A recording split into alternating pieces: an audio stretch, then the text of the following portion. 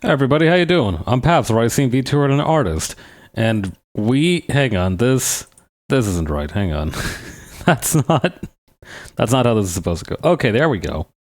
I'm gonna keep Karate Paps up there though. I like that one. Leo did a hell of a job on him. That's me flesh homunculus. Can I like rotate him a little bit? Hang on. Transform.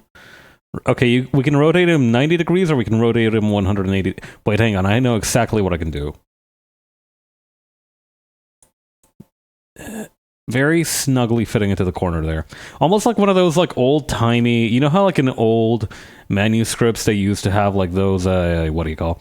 Like they had those like decorated, because every book was unique back in those days, right? I mean, technically they still are, but like they can still be mass-produced. But back in those days when monks were copying out books by hand, you kind of had this, not really issue per se, but they had this thing where like they would like decorate the borders of the page a little bit. You'd be looking like a bag of rice. That's crazy because that's like, I don't know. Get your eyes checked, brother. I think you might be hallucinating shit for real. I'm not. Don't know why you would say that to me personally. That's a strange thing to say to someone. Very unusual. Please seek help. Anywho's'll be. Where's my web browser? Okay, here we go. So, recently I was I was thinking about like vehicle design, right? I was thinking a little bit about a couple of things. I was thinking about like vehicle design. I was thinking about like the way Akira Toriyama draws cars. And I was trying to think of like a very small car. I thought of like this bit, right? This was all kind of precipitated by the idea for a dumb joke. And the joke in question is this. A group of characters is given a car, and they absolutely, or, any vehicle, maybe even a horse or something like that. But the thing is, they need it to be transported. And here's the kicker. They absolutely fucking hate the thing.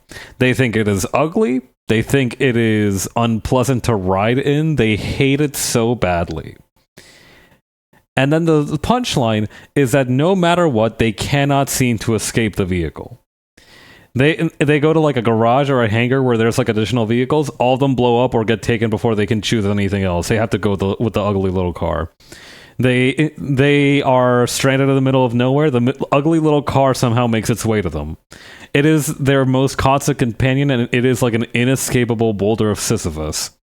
It's like if Sisyphus's boulder was like chasing him around like a dog. It's like a cruel existence, but I think it's kind of funny. It'll probably have more legs in practice. But that being said, that's kind of why I wanted to make an ugly car. And the problem is that I thought that a normal-sized car would be too easy to not make ugly. So I started I started trying to think about like the different ways we could do this, and one of the ideas was just a microcar, and I am obsessed with these fucking things. Look at that. Look at it. It's like a worm. You can't tell which side is front and which side is back. Okay, with this one you can. Renault Twizy. It reminds me a little bit of those like trucks on suspended those like monster trucks that have like the very, very tall suspension? Reminds me a lot of that. Look at this fucking thing. Oh my god. I think this is the easiest way to make a car ugly, is just make it so unconventionally inconvenient. This surprisingly seats two. Should go Renault on my microcar till I Twizy. That was a really good one, Rev.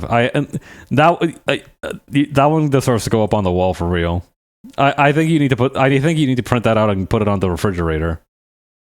You gotta make one that's just your head with wheels. Hang on? It's gonna look a little bit like it's gonna look like that worm riding an Apple themed car.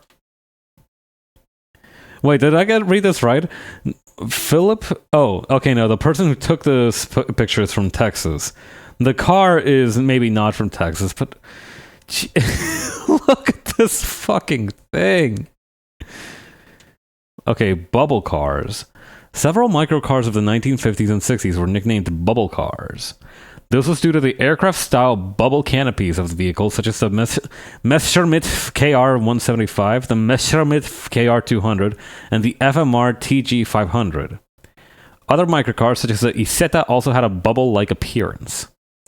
Like the car from the Two Trucks video? You mean a truck? Is that the one you're talking about? I don't remember. It's been so long since I've seen the Two Trucks video. The only cars that I'm aware of that appear in Two Trucks are the titular Two Trucks. I didn't know that they had like additional ones running around it. Oh, this one's the Messerschmitt. Or the Messerschmitt. Look, I know what Two Trucks is about. Hang on. I don't trust anything, so I'm going to Google this without the web browser source visible. Two Trucks Lemon Demon. Blah, blah, blah. Yeah, no, this looks pretty normal so far. I'm familiar with this one.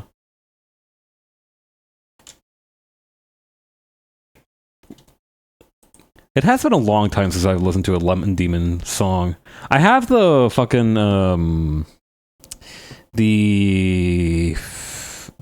that album where he's holding a cat, but I don't remember the name of the album, and it's been a long time since I've listened to the songs. Yo! Hang on, I can't... Moonstone Ghost, thank you for the follow. I need to, like, make a message appear in my fucking chat, in the chat log, whenever somebody follows, because I can't be, like, putting my face up to the screen.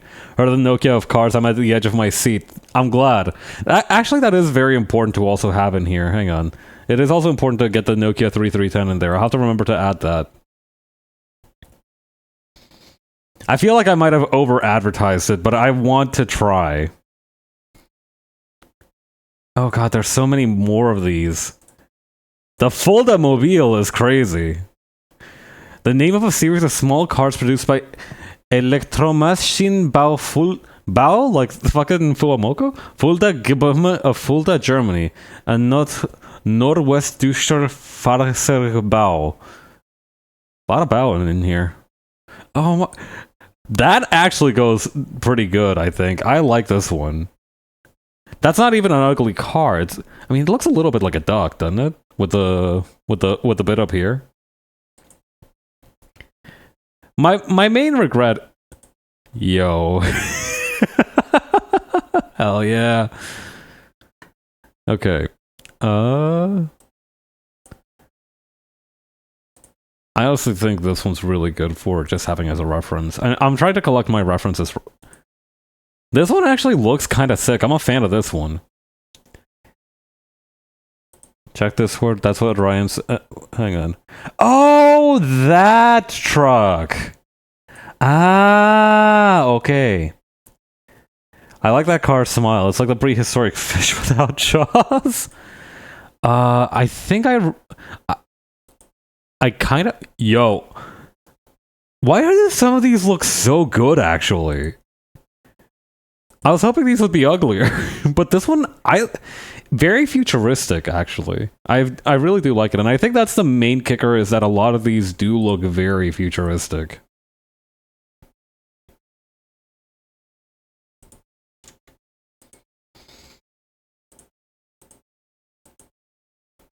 Yo. Okay, wait, no, hang on. Let's keep opening tabs, and we can just get eyes on a bunch of these little guys. The Trojan 200, something that people haven't had to deal with since that horse pulled up.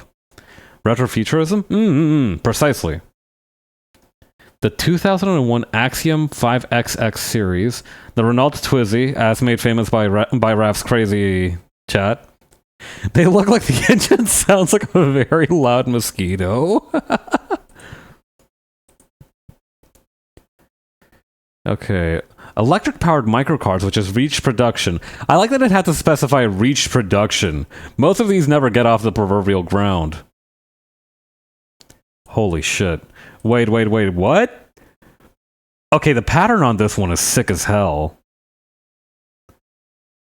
It's so tragic that so many of these look so goofy. Like, they look so cool, but like, if you were in there in person, it would be so funny looking. Like, this thing undoubtedly looks like a piece of shit up close, but from this angle, it looks really good. Yeah, this one actually looks like a Nokia 3310. The Zev Yo-Yo. This one's too futuristic, actually. This one, I do feel like belongs in Cyberpunk 2077 or something.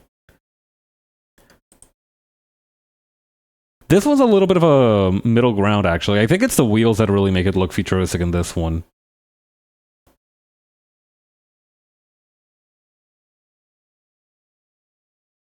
Dispute with Italy.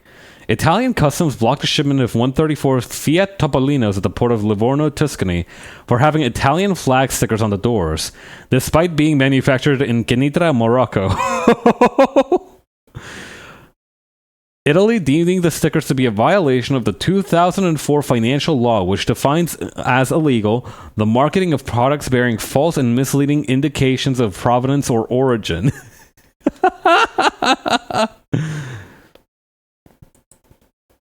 The sticker in question was intended solely to indicate the product's entrepreneurial origin.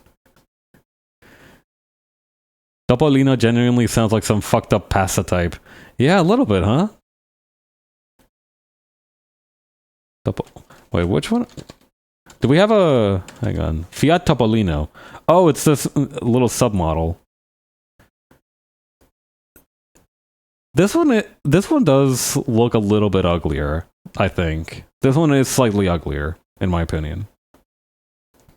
Let me get those Topolino backshots. Oh my god, you can even see the Fiat logo on the steering wheel.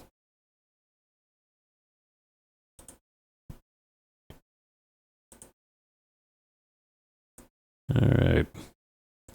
Topolino sounds like a Faust edition invested by Mussolini-era fascists. It does look a little bit like a very ugly pug. The driver having a suicide door. Wait, no, what? The doors open from opposite directions with the driver having a suicide door while the passenger door opens conventionally, allowing the same panels to be used. That is fucked up. What is wrong with you? So, like, wait, what if, like, you have muscle memory? Oh, yeah, suicide doors. Not as scary as it sounds. It's literally just a door that opens from the back like this.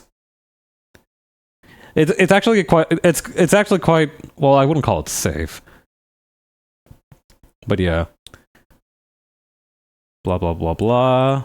As seatbelts were not commonly used at that time, the person could easily fall out of the car and into traffic. Hence the name suicide door. Now, would that encourage wearing seatbelts, or would that be like some kind of reverse psychology? Another risk was from a car speeding past a parked car in the same direction. Yeah, that's what I'm thinking as well, because like if you can open it from the front normal style, if an oncoming car is coming at you, then, you know, that's actually that'll be actually no car should be coming close enough to you that it should bump against your car door, but I guess we were living in different times back in those days. But that's so fucked up. One of the doors opens normally and the other one doesn't.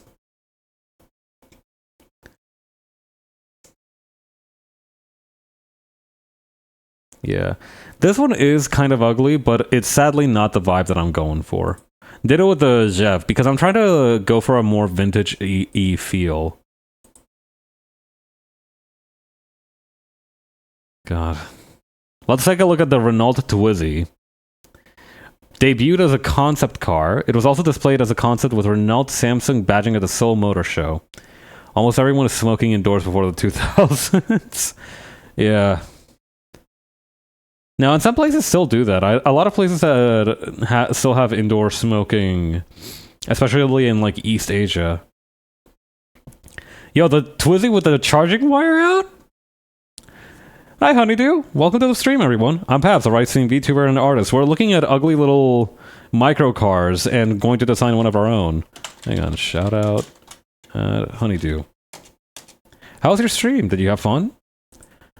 As always, feel free. I always appreciate it if you stick around, but if you got a raid and run, 100% get some rest.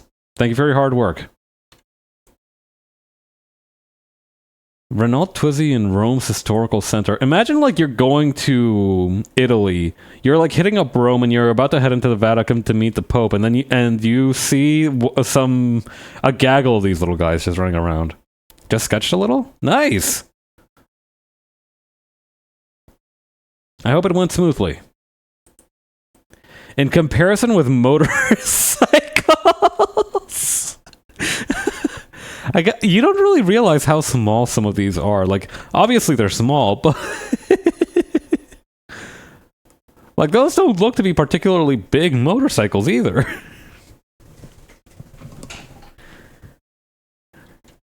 It is nice that it's small enough that you could park it in the motorcycle space. I do think that's very nice. Wait, this is an entire company that made microcars. Looks even weirder compared to normal vehicles. Yeah.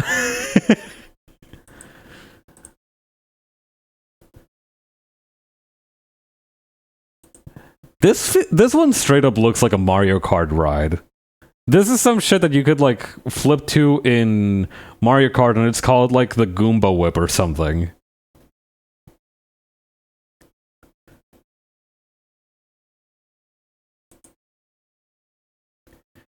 Hang on, this bike goes hard as fuck, actually. I really like it. It looks like you've attached a motorcycle gas tank to a steel frame. Have you guys ever seen a motocompo?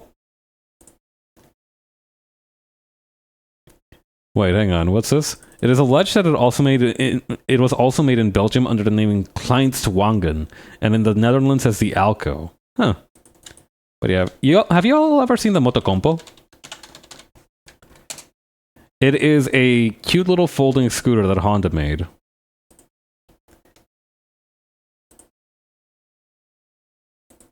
The way that you were supposed to use this is that you were just supposed to have this in the trunk in case your car broke down and you had to go a little bit of ways to get some help. But yeah, very cool. Okay, what else we got? I'm gonna keep this one around just for me.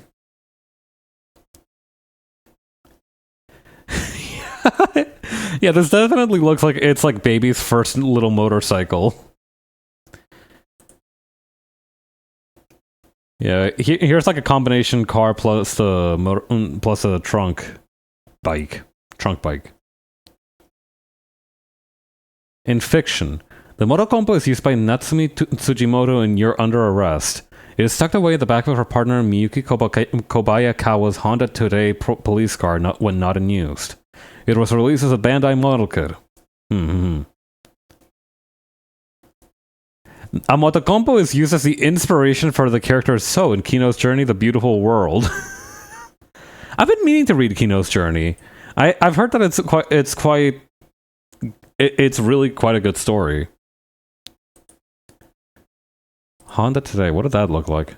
Oh, it's just a normal car. Alright, let's keep looking. Oh my god, it's like a tiny little... it's like a tiny little fire truck.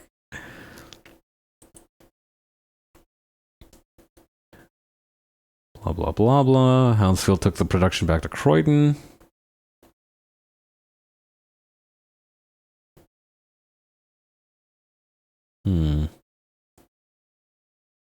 Yeah, no, I think the sports bike was the most fascinating thing here.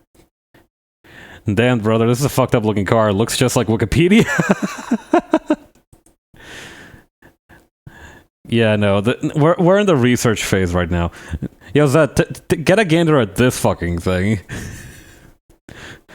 Fucking polyphemus ass motor vehicle. This is that shit that fucking Odysseus fought in that island.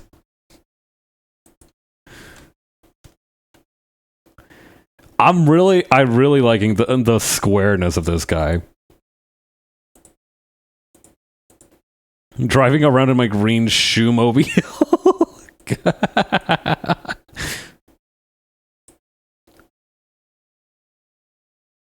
After the company's bankruptcy, the factory site was turned into the Serpukov Industrial Park.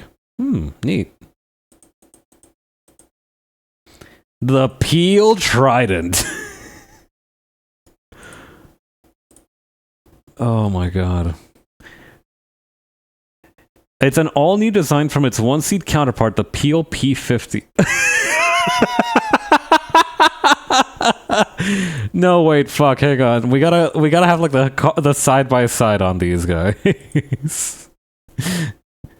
Oh damn, my car's out of gas. How will I get to work now? My ever-reliable loafer. Hang on, this is like... This literally looks like... This looks like the main character model, and this looks like the player 2 character model for a video game. Hang on, I gotta get some more lore on this one. It was listed in the 2010 Guinness Book of World Records as the smallest production car ever made. The original model has no reverse gear, but a handle at the rear allows a very lightweight car to be maneuvered physically when required. Fuck off, are you serious? You can't put this thing in reverse, you have to like fucking manhandle it? Designed as a city car, it was advertised in the 1960s as capable of seating one adult and a shopping bag. The vehicle's only door was on its left side, and equipment included a single windscreen wiper and one headlight. Standard colors were Daytona white, dragon red, and dark blue. The 1963 model retailed for £199 when new, about £4,433 in 2021. It produced 50 P50s, of which 27 are still known to exist, with the remaining 23 presumably being carried off by Eagles. One of which was sold for a record of 176,000 big bucks at a Sotheby's auction in March of 2016. Oh my god! They're so cute!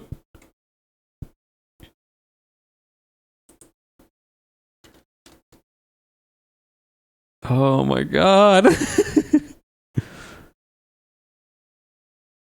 Oh, this one's so ugly looking, actually. Hang on. This one, the front of this one does look like a very ugly fish you would see at a supermarket. That you could, like, get the butcher to slice up for you for dinner. This is perfect. This is exactly what I'm looking for.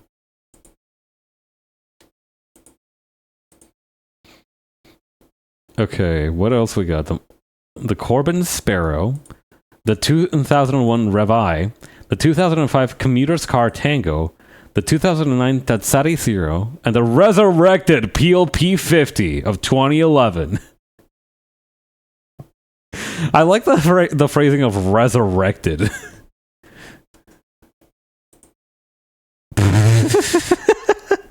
This is literally a car made for children in their baby Bugattis.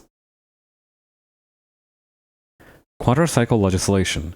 The European Union introduced the quadricycle category in 1992.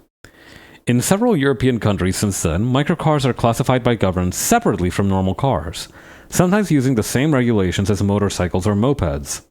Therefore, compared with normal cars, microcars often have relaxed requirements for registration and licensing, and can be subject to lower taxes and insurance costs. Yo, microcar... talk to me about the microcar trucks a little bit. Tell me more. Oh, this is it. Look at... This thing looks like a bit of toffee stretched out on a hook. The Fastback or Jelly Bean Sparrow was the first production model. Oh, the Corbin Sparrow Pizza Bud. Who's naming these? Who's calling them these things? Oh god, they're really, really hard to look at. Perfect. This is exactly Hang on. That one looks really good, actually. This one also looks really interesting, but I don't. It's probably not what I am interested in.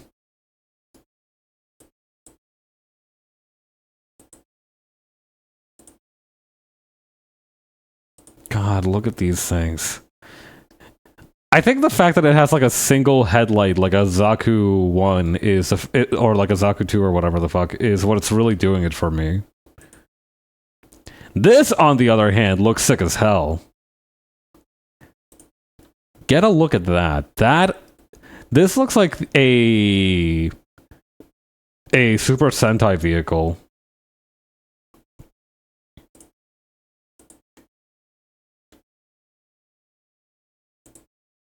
Okay, the Aptera solar electric vehicle. Okay, this one isn't quite in the size category that I'm looking at for. This one's too spacious. If your legs are not up to your knees...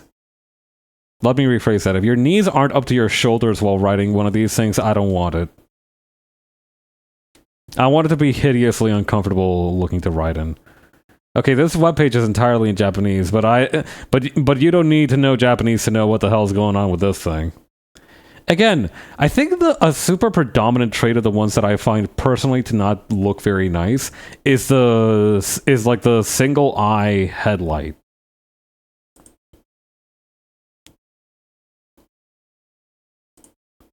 This one's actually kind of cute. This one looks competent. This one seems like a very studious little bastard. This one feels like that kind of mousy looking kid in high school who's already like doing 4X. You know what I mean?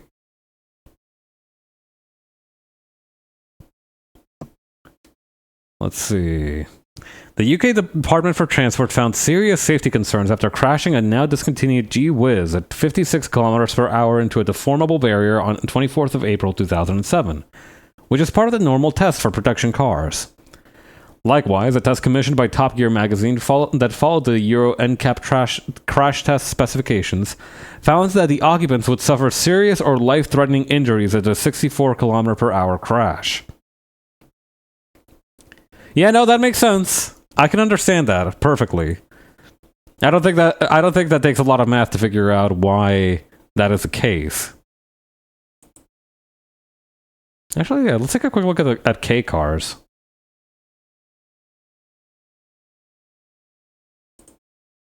Again, another thing that I really like that I think I should incorporate is the fact that some of these don't look like they have a front.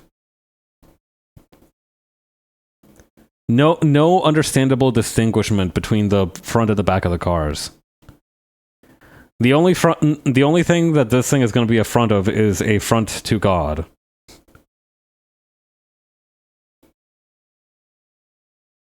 I do like the idea of it being solar powered.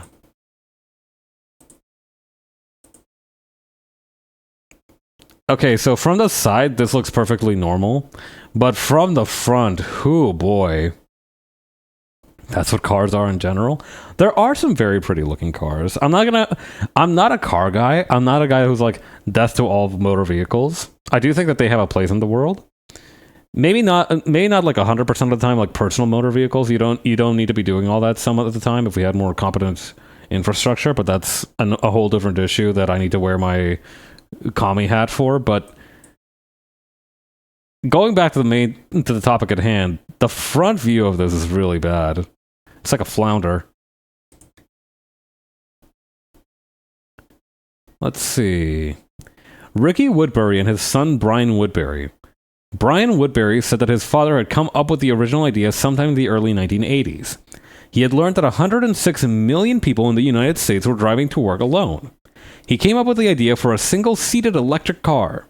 Starting in the 1980s, Woodbury started researching hydrogen power, which led to fuel cells. The relatively light weight of the fuel cells had led to his idea for a stable, narrow vehicle with a low center of gravity. While waiting for fuel cell technology to catch up, he eventually settled on a design for a car to have individual electric motors for each wheel. In his spare time, he worked on building his first car. In 1998, he sold his yacht to fund the company. That says so much about the kind of family situation this kid was coming from. He settled on a plan to use parts that were already produced instead of producing every part for the vehicles. Commuter cars used various parts manufactured for other more common cars. Among these parts was a safety cage made to NASCAR specifications. This is actually kind of cool. The production of their first line of ultra-narrow electric sports cars began with a Tango T600. Blah, blah, blah, blah, blah, blah. Actor George Clooney took delivery of the first Tango kit on August 9th, 2005, which was a major milestone for the company.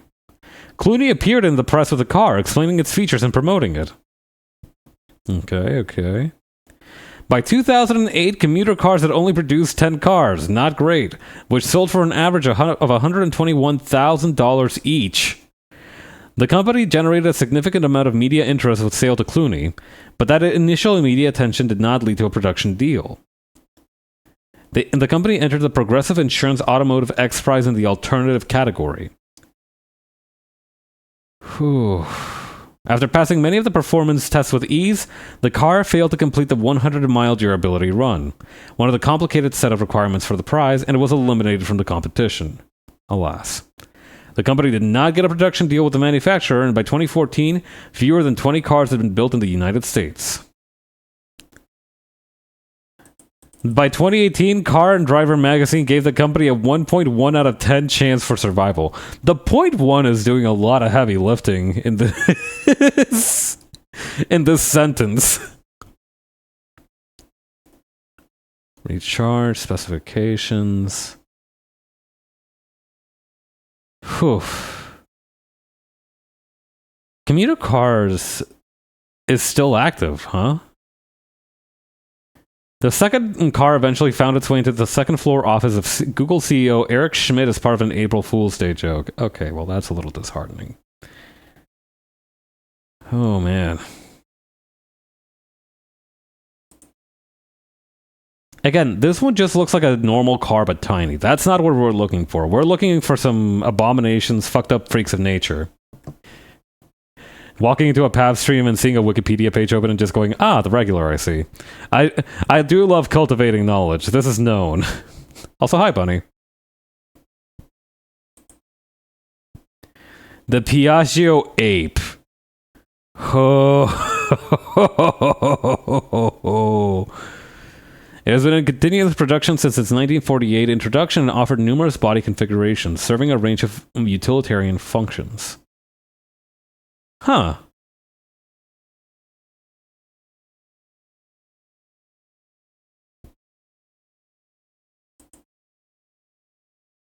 Okay, interesting. Together with the Reliant Robin. This one and that car that looked like a shoe from earlier feel like brothers to me. Like they're distantly related but similar cousins.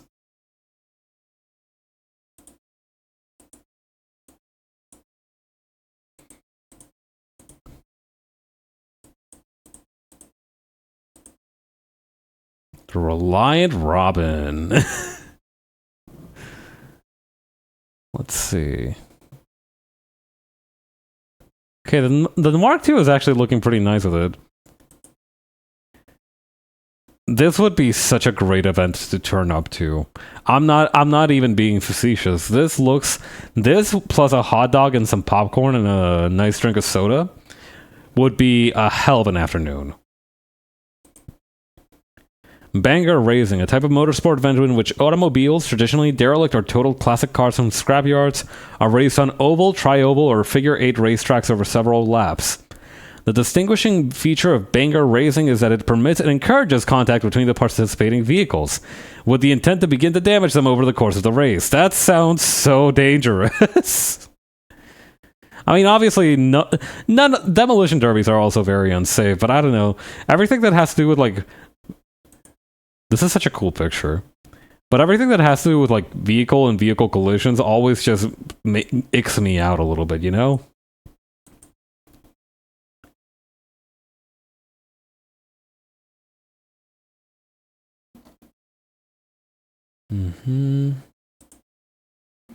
Okay, I think we have a good pull of references here. Definitely gonna get my hands on this one. This one too, I really like this one. This one might be a little bit out of the like modernity range that I'm going for. This one's kind of ugly, so it goes in a pile. This one looks almost identical to this one, but it's cuter somehow. Out of the pile. This one looks like identical to the last one. Out of the pile. This one makes a cut. It's ugly enough. I also really like this little heat vent back here. I don't know. That's very important to me.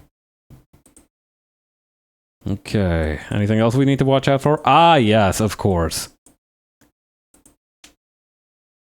Okay, and then one more thing is that we need to go to the Nokia 3310.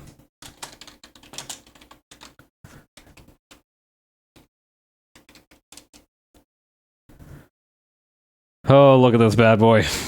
Classic. Can't wait to see you become Victor Frankenstein for cars. That might happen in our lifetime, that's true.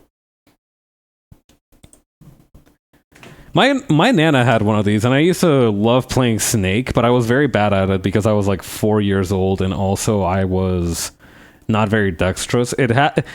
Snake on the Nokia is a game that even on your best day requires cat-like reflexes and advanced motor functions, which I, being 4 years old, did not have. Let's take a look at the 2017 revival. That... Machine spotted. Terminate, terminate, terminate, and terminate. Mods show this thing his motherboard melting in the. This looks so mid as a phone. 49 euros for a cell phone is not bad though. The original Snake has been replaced by Gameloft's Snake Zenzia, with updated modes and modes and graphics. It is also possible to sideload Java-based applications using the .jat and .jar format. You could probably play Minecraft on that thing then. I remember that Minecraft used to come in .jar, but you don't see that so often these days. Available apps are browsers, games, internet radios, etc. Okay, 3G version, 4G version. One consensus among most reviewers is the nostalgia of playing the iconic Snake game.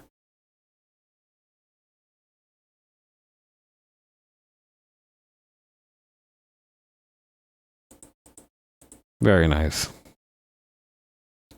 Let's take a look at this one. I'm kind of interested in the background of this one. The HM Vehicles Freeway, HM meaning high mileage, was a three-wheel microcar manufactured in Burnsville, Minnesota from 1979 to 1982. These small commuter cars had a single seat and were powered by a 12 or 16 horsepower gasoline engine, or a 4 horsepower electric motor. A diesel engine was offered, but none were ordered with it. The 12 horsepower version was guaranteed to get 100 miles per gallon when driven at a steady 40 miles per hour. The 12 horsepower version averaged 80 miles per gallon, and the larger 16 horsepower averaged 60 miles per gallon to 70 miles per gallon. The standard fuel tank had a capacity of 3 gallons, while a 10-gallon tank was optional. Okay. The engine was mounted behind the driver and was coupled to a snowmobile-style CVT belt-line transmission. What? Final drive to the rear wheel was by chain. The gasoline-powered Freeway did not have a reverse gear in its transmission. An electrically powered reverse drive was offered as an option, but it was never made available. So wait, you only go forward? The Freeway had a welded tubular steel frame with a secondary perimeter frame at a bumper height to protect the driver from impacts. Okay, very wise. Suspension was fully independent, with 2 wheels in front and a single wheel in the rear. The fully enclosed 2-piece fiberglass body was approximately 0.125 inches thick, and had the color molded to the material and was available in high visibility red, yellow, or orange. Oh boy. About 700 Freeways were sold before the company closed in June 1982. Why? Okay, the under tray is an interesting idea. 3.3 whole gallons. That's right. Hang on, how much is 1 gallon? Hang on. In liters, I mean. 4 liters. Okay, that's not too bad then. That's like... Okay, that's like 1, 2, 3, 4... That's like 6 bottle... no, wait. 4.5 liters.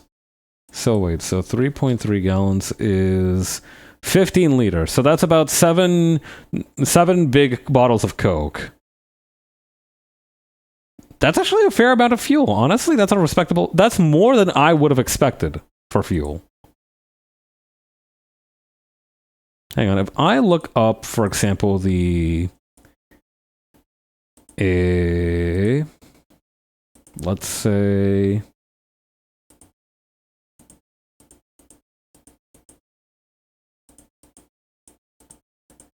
Actually, do I still have the friggin... No, I don't. Hang on. Microcar. Are we implying the existence of a soda-fueled car now? Yeah, you know, I think being soda-fueled would really give it some pop. Anyway. The Renault Twizy, right. Okay. I think this one's gonna have to be the one that I occupy. You know, if we are going... If per Ryan's instruction we do end up making a car that just looks like my head, I do think it's gonna be the Twizy that has it.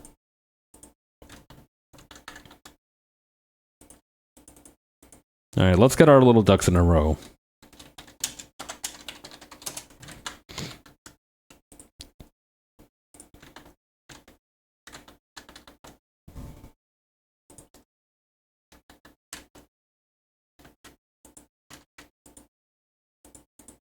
And I'm just gonna quickly borrow the video that Raph sent over for the...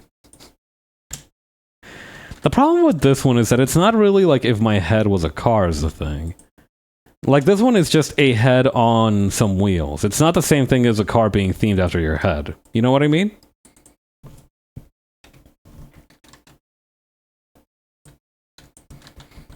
But it's good to have there just for posterity, I believe.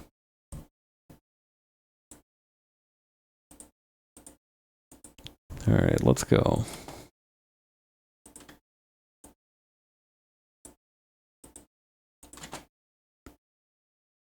Okay, these are surprisingly big pictures. Okay.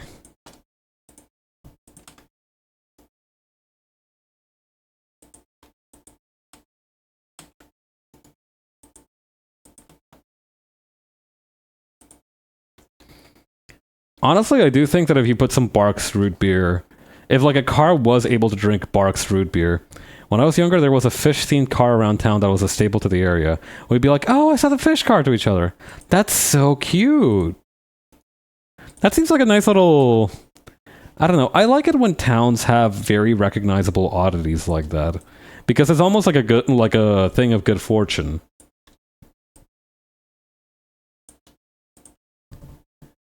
Like your day feels a little bit brighter because you see something that is novel but familiar.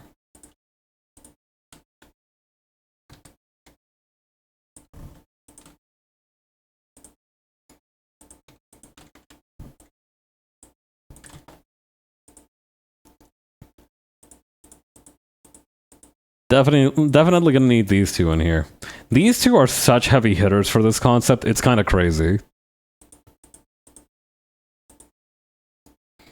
This one as well.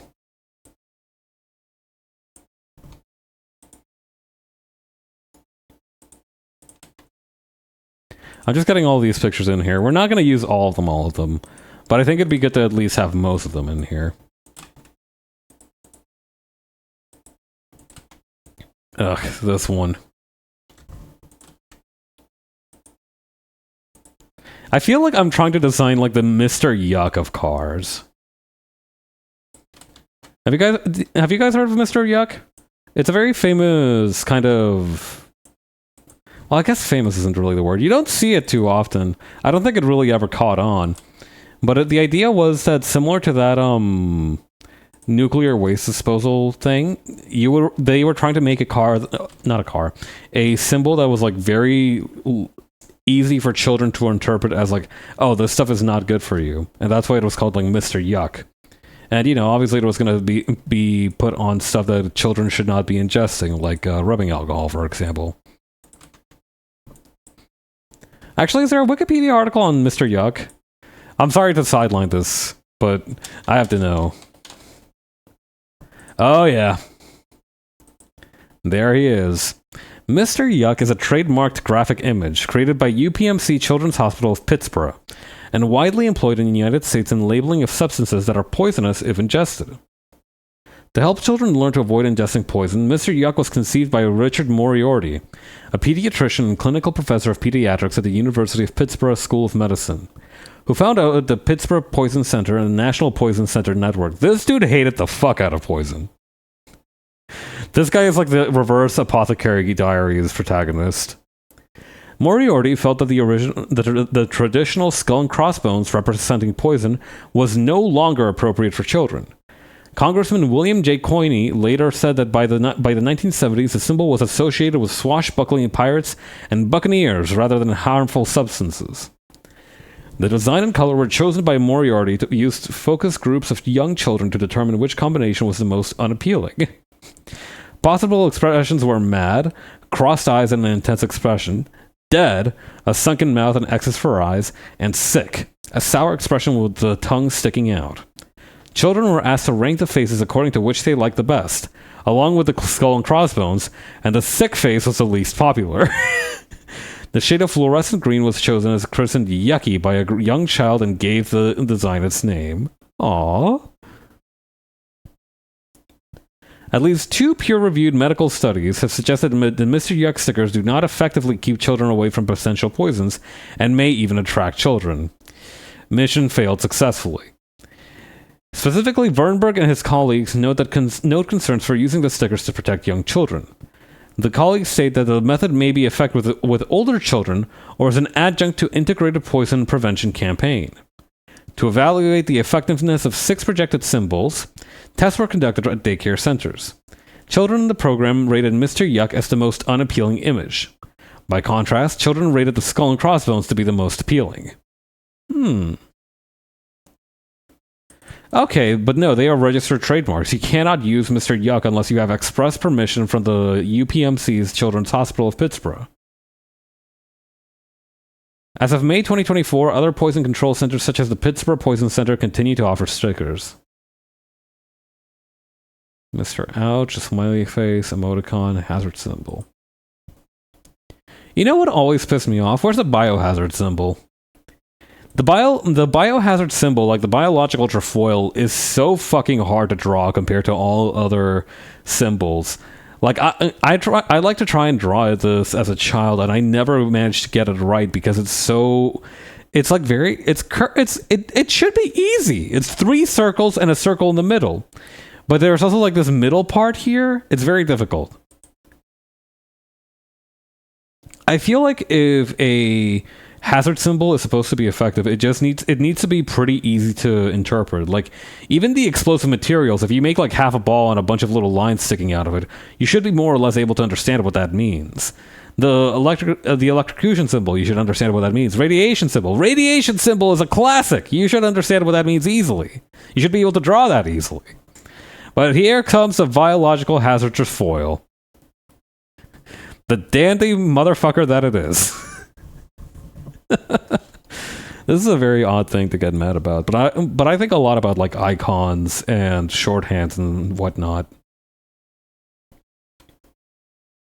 It's important to have things that are very easy to replicate. I'm gonna drink some water real quick.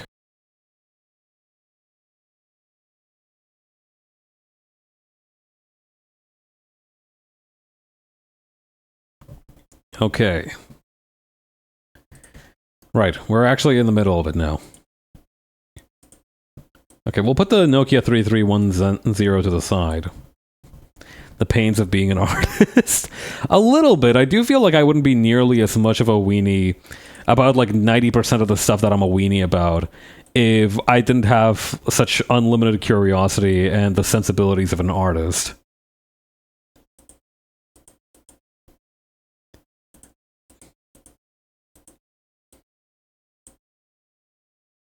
Just gonna quickly sort through these and highlight the ones that I like best in red.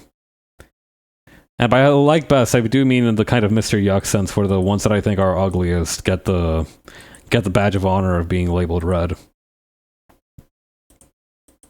There's only so many influences you can pull in at once.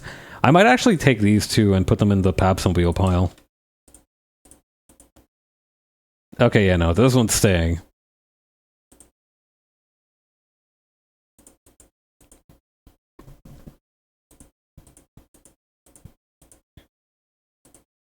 This one's too nice looking. I really like this one, but I do also like those red wheels. We can keep the wheels maybe. Okay, we gotta have this one since it's the most like Nokia coded out of all of them. And then for this one, yeah, we can keep this one too. Okay, I might actually expand the size of the canvas a little bit.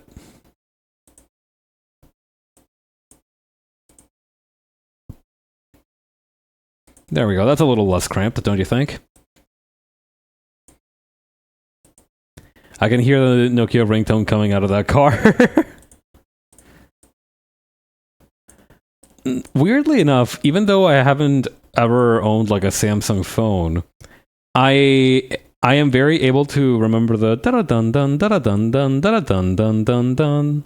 That might not be Samsung, but I remember that ringtone very clearly because when I was a child, my parents bought the Nintendo Wii copy edition of Pimp My Ride, which was not a very good video game. It was not very well made, but I enjoyed it immensely, and you used to hear that ringtone in that game all the time.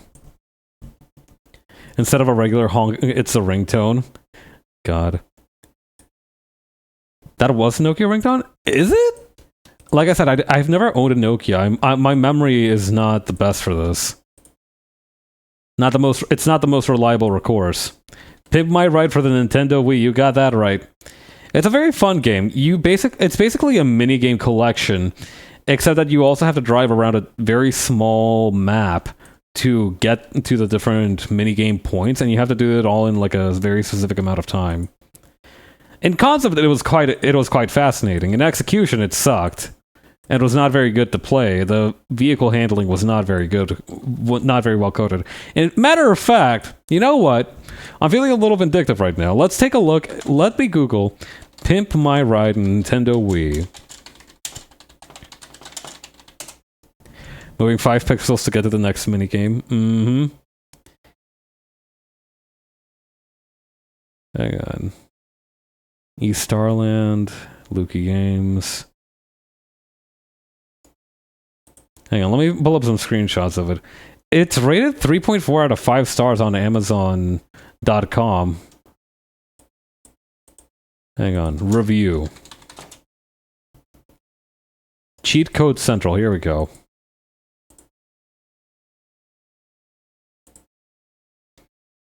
Come on, show me the... Yes! Honestly, it was not a bad-looking game for what it was. Oh yeah, there was a rhythm minigame where you go straight at the whip. It was very fun.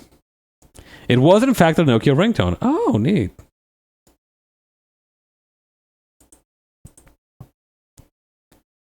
For those who don't know, Pimp My Ride is probably MTV... Oh, hang on. I'm not sharing the browser screen. Alright, let's see. Oh my god. Overall rating 1.5, avoid. Ratings out of 5, 1.8, graphics. Visuals look on par with the PlayStation 2 version, and the lack of licensed cars makes for some drab-looking vehicles. City looks bland and repetitive. 1.9, control. Feels a tad unresponsive at times, and the use of the Wii mode is practically pointless aside from a few minigames. It wasn't built from the ground up on the Wii. 2.5 on music. The soundtracks aren't poor, it's just that there are so few of them. Voice acting is hilariously bad, which makes for a couple of laughs. 1 play value, 1.2. No multiplayer, no online swapping of vehicles, and some of the most boring objectives I've ever seen in a video game. It goes without saying, but stay away from this game, in quote marks, at all costs. Game features. Exhibit will guide you through every stage of the pimping process. Authentic people broken rides. Each mission will feature a person who truly needs their ride and their life pimped. Over 15 suppliers per borough and hundreds of parts, from tires to rims to bump and subwoofer systems and high-definition display panels.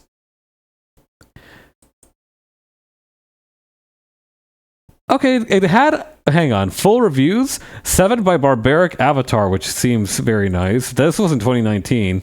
Quick reviews from 2007 to 2014 was 3, 1, 1, and 5. One of them being titled, "What Did I Do to Deserve This?" on the PS2. Oh, a bunch of these are for the PS2, actually. This GameSpot review gave it a 1.7 out of 10. Pimp My Ride was shoddy enough as a console game, but the PSP version goes that extra mile and makes it completely unplayable. They released this on the PSP. But hang on, I feel like I smell peak. How do you break a bad game? Ask the developers of Pimp My Ride for the PSP, as they have achieved this dubiously wondrous feat. Based on the hit MTV car customization show starring the self-proclaimed Mr. Black Bruce Willis himself, Exhibit, Pimp My Ride was originally released late last year on Xbox 360 and PlayStation 2. Mixing a lousy driving game with completely pointless minigames that barely tied everything together into something that vaguely resembled the concept of the show, it was a poor piece of work. Now the game has come to the PSP, and it is with no amount of exaggeration that we state that Pimp My Ride is hands down the worst console to PSP port to date. Think of every single issue that's ever played a console game translated to the PSP. Combine them all with a game that was already no fun to begin with, and you'll have a pretty good idea of where this game stands. Toss in the fact that Activision is charging $40 for this busted piece of junk, and Pimp My Ride goes from merely awful to outrageously abysmal in a split second. Oh boy.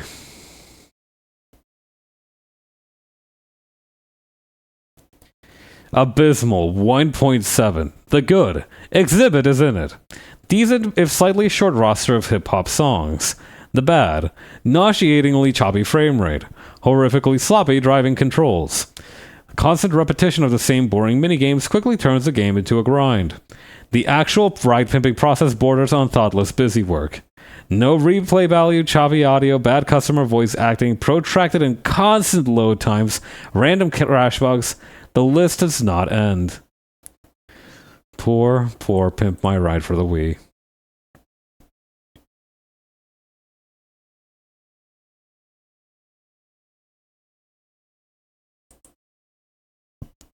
Let's take a quick look at the What Did I Do to Deserve This, written by MKFan001. Let me tell you, they have not started making good games for this guy yet.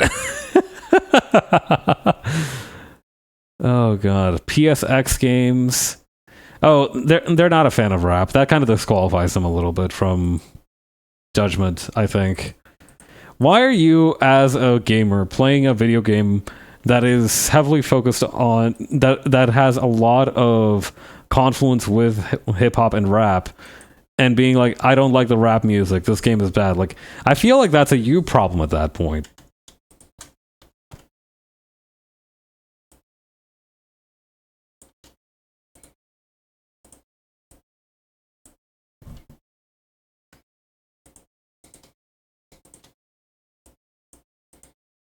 All right, let's work on this bad boy. So, quick laundry list of things that we need to add to this vehicle to make it exceptionally ugly, based on what I have seen here. So, number one. This is not the right font for this. Where is Pacific? Oh, there it is, Pacific Regular. Okay, so number one. So number one, Xeon style 1i. Number two, smooth sloping body. I think that's what I'm noticing for a lot of these is like they don't have grills as well.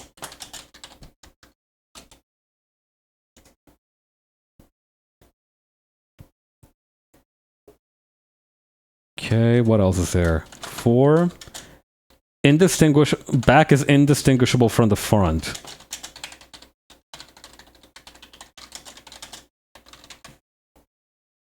We can break this out into 2 lines.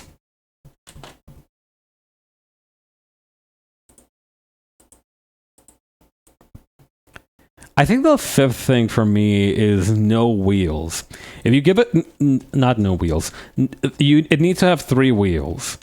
If it has 4 wheels, it looks too much like a car that's just for gnomes. The 3 wheels is the way to go. Anything else that I've missed here that we need to note? You're probably going to go for stability? We're not going for stability. We're making this thing look hideous. No, we're trying to make this thing as ugly as possible. That's a whole conceit of this. We're trying to make an ugly car. I'm sorry. I'm sorry if you are disillusioned.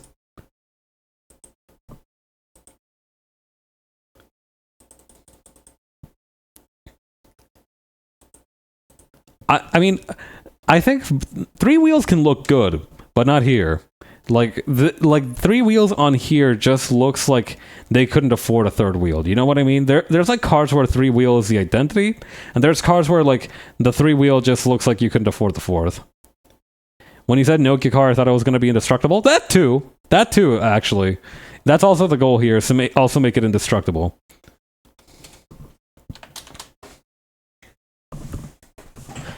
And honestly, if it's gonna be 3 wheels and tumbling all over the place and unstable as fuck, you're gonna want it to be indestructible too.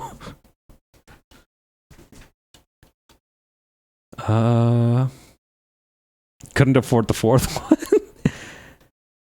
one.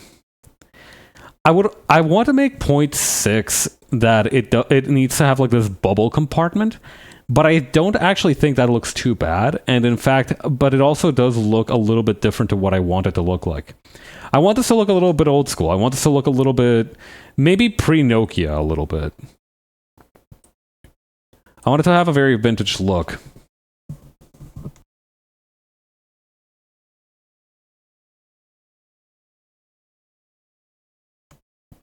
Okay. Bum bum bum bum.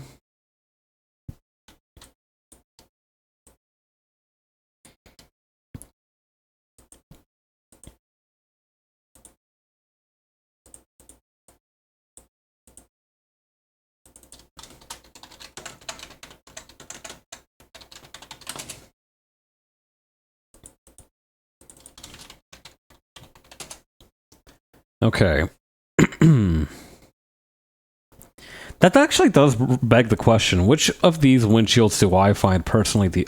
Actually, hang on, one more thing that I need to add.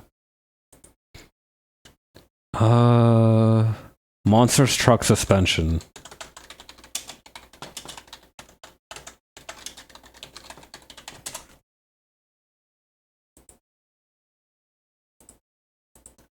Or actually, maybe I could just look up monster truck. That might be easier. The thing that I understood at a long time ago about monster trucks is that it's a completely normal cab. You know, sometimes it is very much customized and made to look cool, but it's just a completely normal cab but raised really high up. And depending on the execution of that, it can look kind of ugly.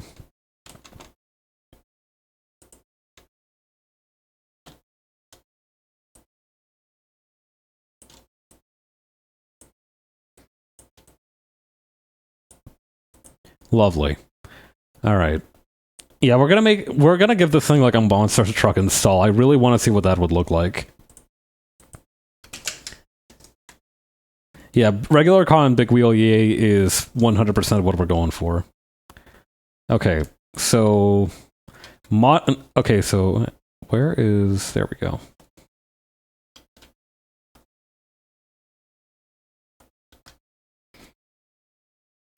Okay, let's start with the thing that we know is going to be there. That is the mono headlight. Something really funny happened the other day. I when I was in middle school, I used to use this very obscure looking music streaming platform to listen to music. And at that point, I didn't know what Spotify was, for example. It was basically like knockoff Spotify with a bunch of different bands and songs and music.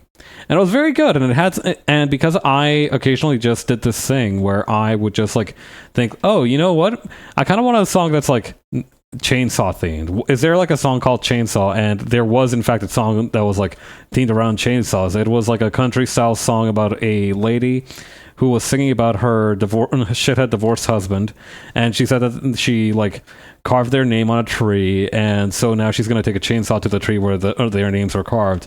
I was like, and you know, I was like 12, 14 years old, and I was like, yes, sick chainsaw style song.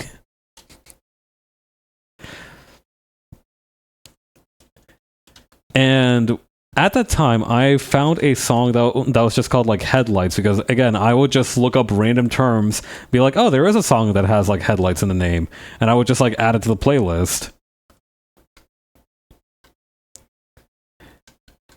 Yeah, good for her, honestly. Anyway, I got this song called Headlights, and I really liked it, but I lost the song. I think eventually it got like taken out of the service, and I was not able to find it for a very, very long time, and eventually I kind of just forgot about it, as one does. And years later, I listened to this band called Monkey Magic, and it's a very funny band. They have like a white dude frontman, which is really funny, but it's a Japanese rock band. And it turns out that the song was made by them. I found the artist of the song by pure coincidence like years and years later. That is the most novel form of finding new music that I've ever heard of. Yeah, very very fun band. I really like Around the World, and also yeah, no, they have a lot of good songs. But yeah, Headlights is the one that I really wanted to find from them.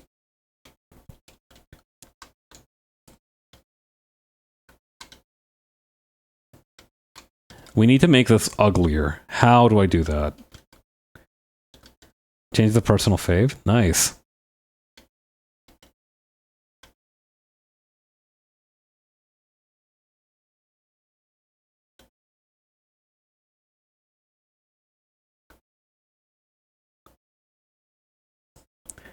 Okay, yes, big sloping front. This is almost gonna look like a croc, is the thing. The shamisen blend in so well with the rock aspect.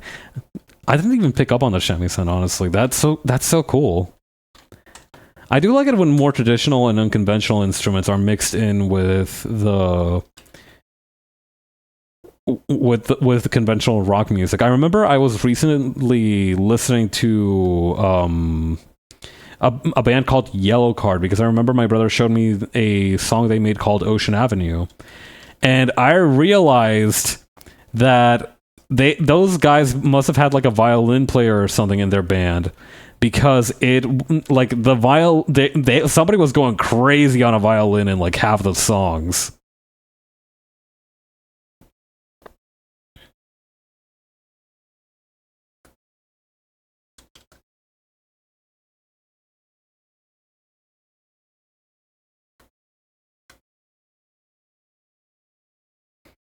Now this looks too sleek. I need this to be like almost like vertical.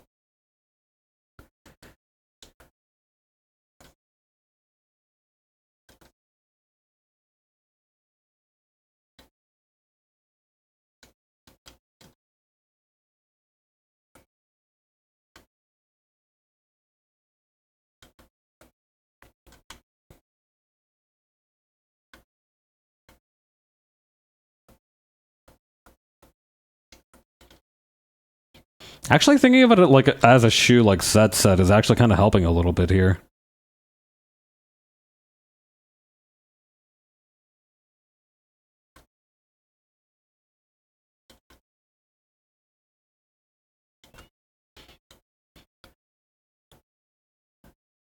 What is a really bad color for a car? I think like dark green is kind of a bad color. My mom used to drive this dark green car, and I think even at a young age, I understood that was not a great color for a car. This looks like a duck. I can see it a little bit. Honestly, yeah, I can see that.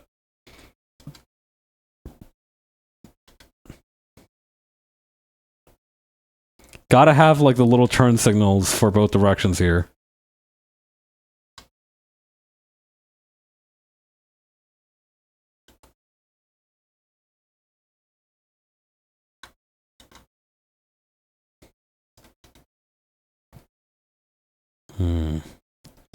I wanted to give it like this kind of jawline that this car has, but I don't think that's working out so good.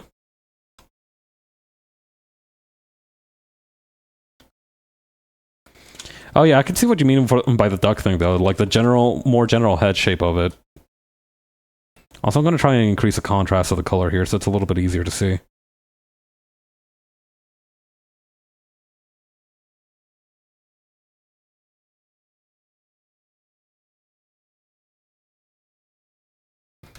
Actually, white on gray is pretty easy to see. We can just go with that. The Chad car.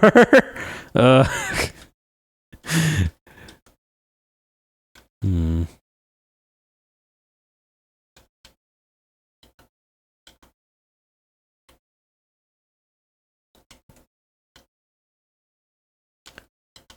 Oh, wait, hang on. We might be cooking here.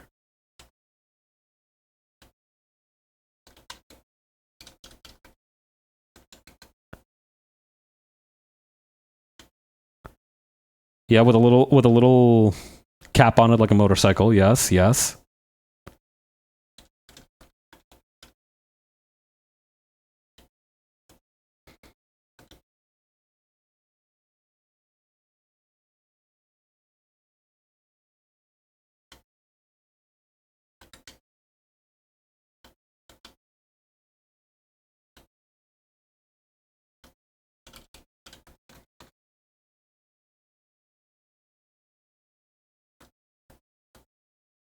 Oh wait, I was gonna ask, is the reason that so many of these don't have license plates because of the lack specifications, but that's probably not it.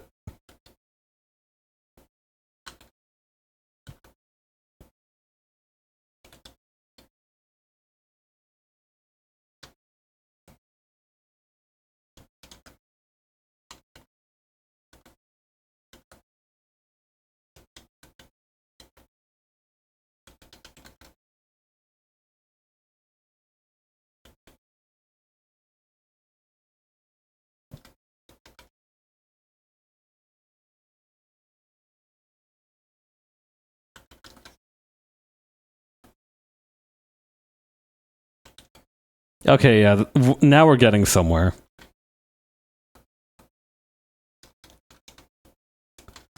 It kind of looks a little bit like a gas mask right now. Which might not be bad for the kind of vibe that I'm going for. Incredibly fascinated by the directions that you're going. Thank you.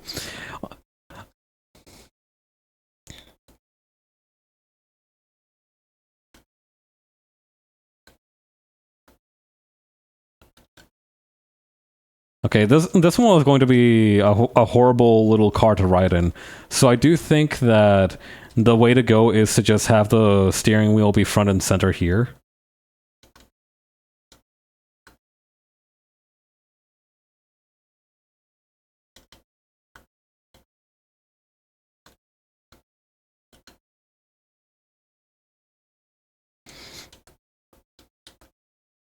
I do like the idea of it having like a removable canopy.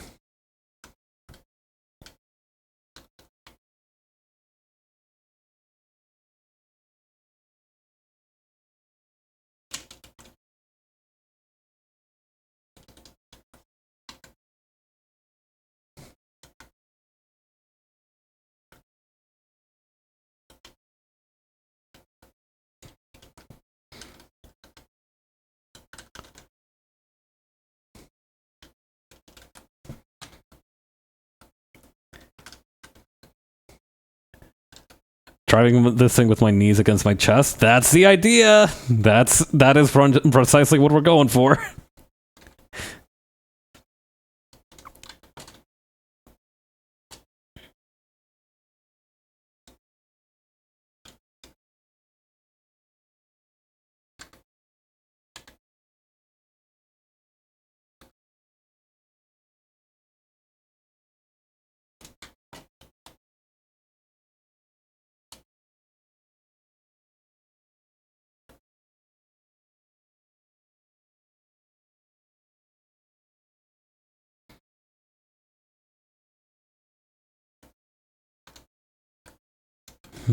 How could we make it more Nokia-like, though?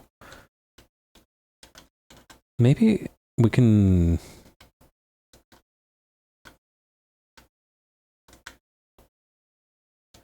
Let's take a look at the Nokia real quick. It has a slight curvature to it, but it is very much defined by its like brick-like form. There's too much empty space here as well. Could add some whiskers to it there, just like in this one, but that's not really satisfactory. To me, at least.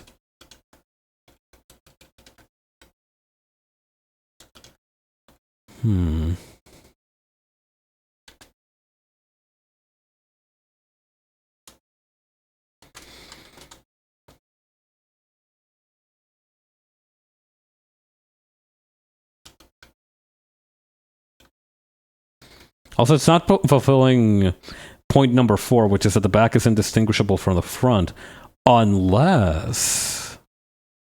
Hang on.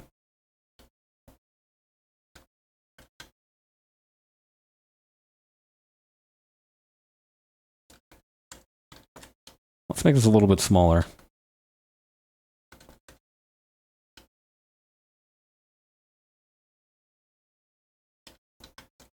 I like the idea of it being able to open the two doors like the DeLorean, just because it's two... Or actually, no, wait. It doesn't need to open two ways. It just needs to open one way, and both passengers have to get out at the same time. Oh, today I am a genius. Yeah, literally you have to sit, like, in a row.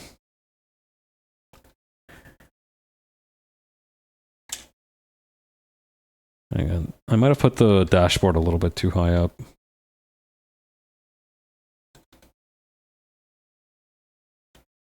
Yeah, somewhere around here might be good.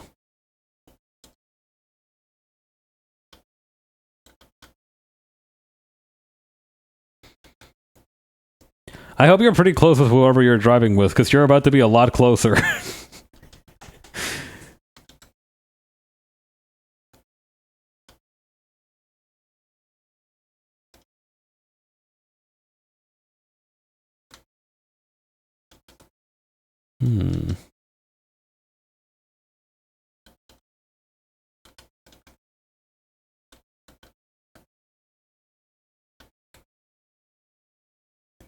Let's see. So that's going to cut it in like this.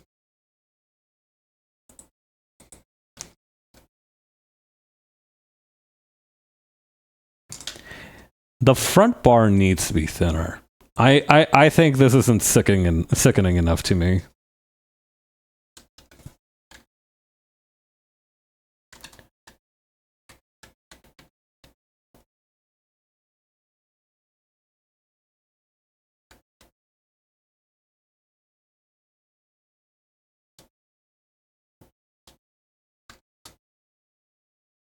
There we go. The thinner the bar, the better. Oh yeah. I heard recently that there are supposed to be some monetization updates coming to Twitch that seem kind of interesting. I'm always a little bit wary about anytime monetization comes into play, because I feel like whatever changes they make are probably going to be to screw over certain people. Quite easily, potentially myself. But yeah. Apparently they said later this summer they'll give streamers access to monetization and community tools before they reach affiliate, which, being optimistic, might mean that we have channel points back on the menu at some point in the summer. I'm kind of looking forward to it, kind of not. Kind of looking forward to it because then I can start making fun little things with like the channel points again, which might be interesting now that I have some more knowledge of the capabilities of it. But may be bad because like I feel like House always wins, especially in online focused megacorps. That's my take on this, is that it's all too suspicious for them to do anything out of the goodness of their hearts. This has to have some kind of angle. Yeah. Anyway, mixed feelings on the channel points coming back, given the extreme lengths I went to the first time I tried to get rid of them.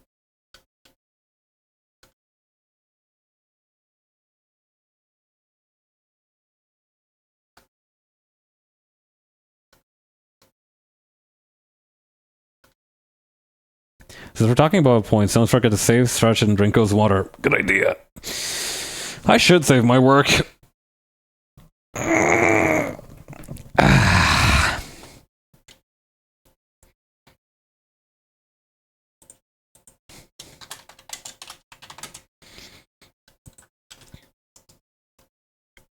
I mean, by default, the angle is that they need content creators to exist, otherwise no one's coming to do anything on their platform.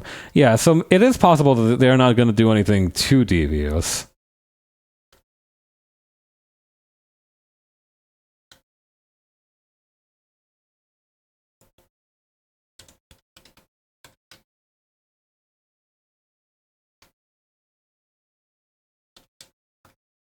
Okay, do any of these...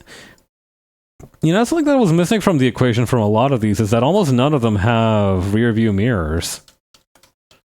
Is that street legal? I guess you could really just turn around.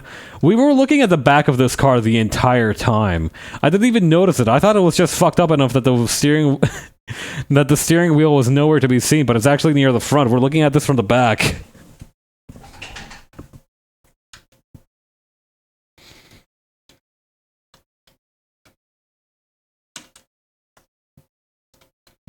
Actually, this does give me an idea. Don't need it, baby!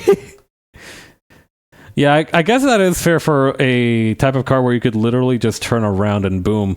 You can just turn your head like 90 degrees and boom, you suddenly have full vision of the back.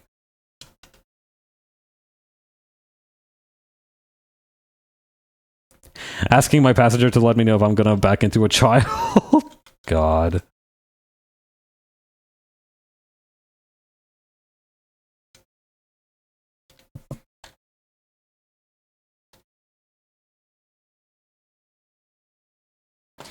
You know this motherfucker doesn't have any seatbelts.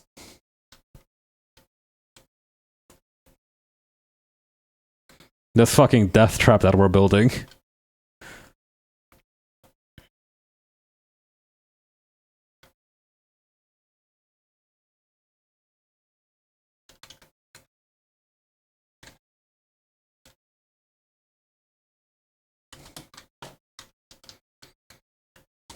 But yeah, no, like I said, if you're driving in this car with anybody else, I hope you guys are close because you're about to become a whole lot closer after this is over.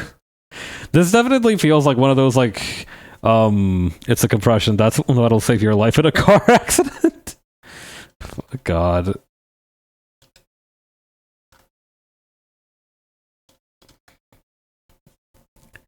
Yeah, too squished in there already. It is interesting. It is interesting to see a car where, like, if you end up in some manner of pile up, you could just like squat really hard to get yourself out of there. Wait, I know what'll make this even more fucked up. Windshield on the top. Not windshield on the top. Windshield wiper on the top.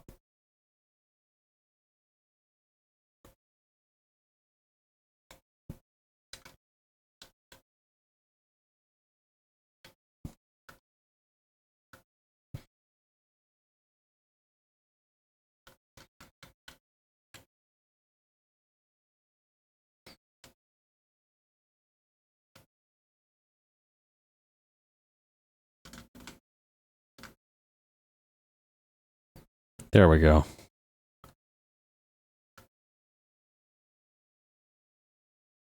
This really is starting to look just like a shoe.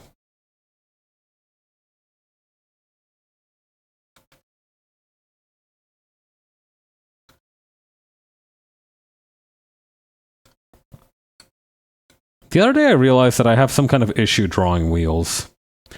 I enjoy the idea of a top-based windshield wiper. It's so cute, even if the bottom one is more practical, right?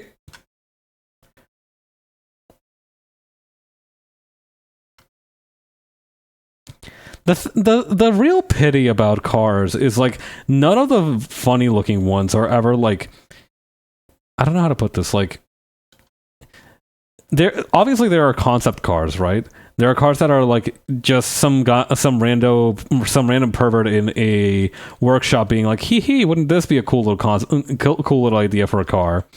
And they give him money to do it because that can drum up business, even if it's never put into production, because it just looks so interesting.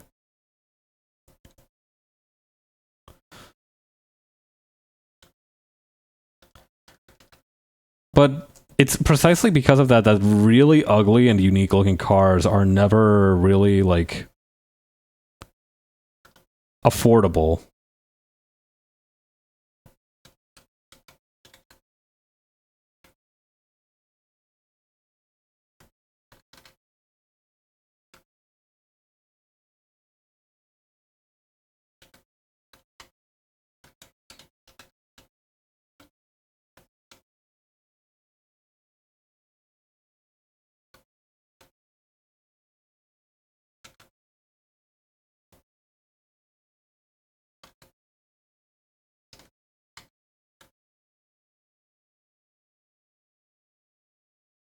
Okay, and then I like the idea of this window being kind of bubbling outward like this. Have you ever seen what auto taxis in India look like? Oh, I think I've seen those before, actually. Hang on, let me see. Yeah, they look very similar. Yeah, these things. I'm a big fan of them, quite honestly. I like that this one has a clown on it. Very, very cheerful little addition. I see them a lot in the movies I used to watch with my family, and they seem both very charming and very unstable. I think they're probably fine, honestly, because it looks like they have a pretty good low center of gravity, with the passengers being out here in the middle. I think that'll stabilize them significantly.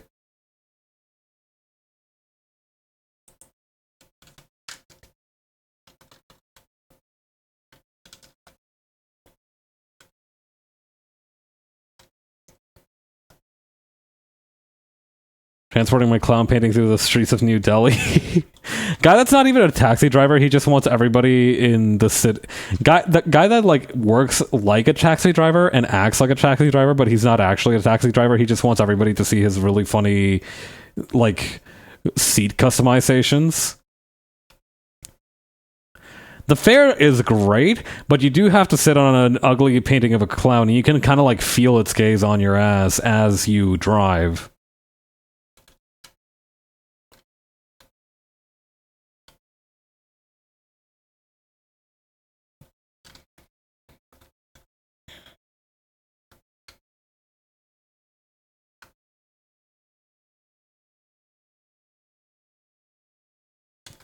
I like the idea, or hang on.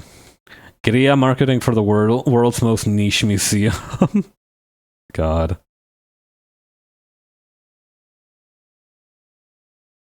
I do like the idea of it still having a spare wheel in the back.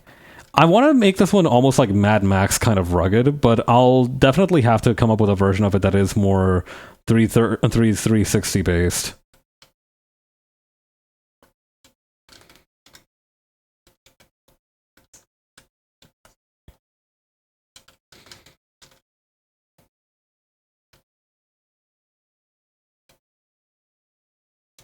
I wish the only ads I see are niche museum ads. There was a really good time in like pre-Musk Twitter where I blocked enough promoters that I eventually started seeing ads for Cheaton, and those were a great like 2 to 3 months that I spent on that app. Okay, no, the problem. Oh, I forgot to add the mono headlight. The issue with these is that it looks too cute now. It looks a little bit like Ochi from Pikmin. You know what I mean? Like, you could add two big floppy dog ears on this, and this one almost looks like a tongue. That's too cute. It can't be... We can't let that happen. We can't... We're not going for cute, we are going for grotesque.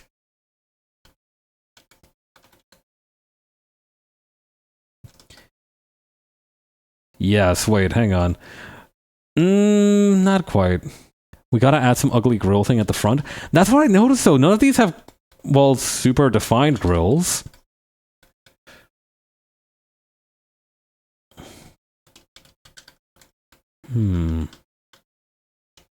This thing definitely needs some kind of backup camera because that tire is absolutely blocking the window.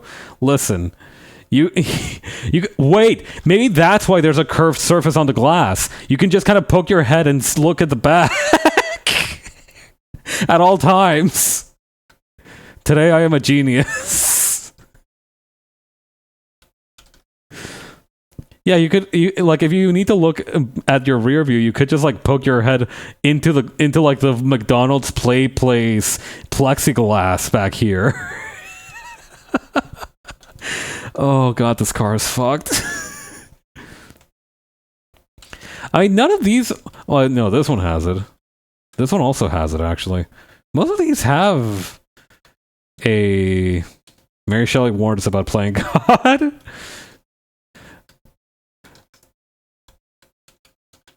To be specific, she warned you about playing God. She never said nothing about rice bags. Putting the bulging glass on my car so I can look out the back, even though I've already covered the direct line of sight. Listen, this is a car for go-getters. It's a car for people with purpose and direction. Ideally, only forward. That direction ideally being only forward ever.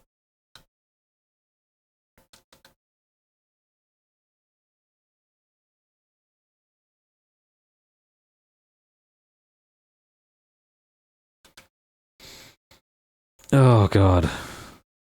Really, really horrible, horrible little beast. Wait, I might have found a way to make it worse.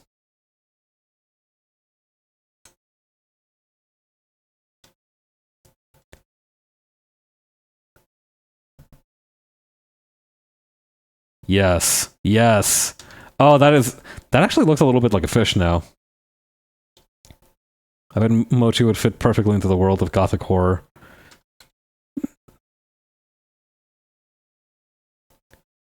I mean, it's just like a rice cake, isn't it? And then we have... Really bad. Great job all around. Flattening the snout. I fucking took a hammer to that thing. Don't worry, I still have a backup copy of the cute one. Oh god, it's really bad when you see it like side to side.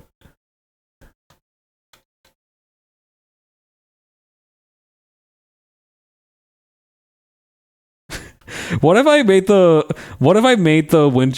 rear view mirrors look like, or like the side view mirrors look like teardrops, like this thing was crying all the time? That's too much. That's too much even for me.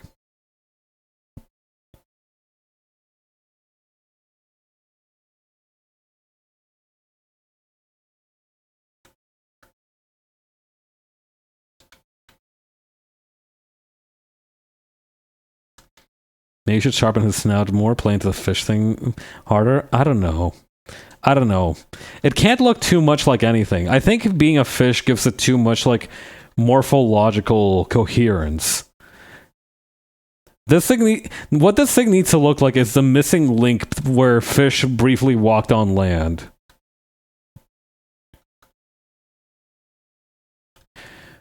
Bro deserves to be at the bottom of a lake. We should call this thing the Ophelia. We should call it in honor of that sentiment.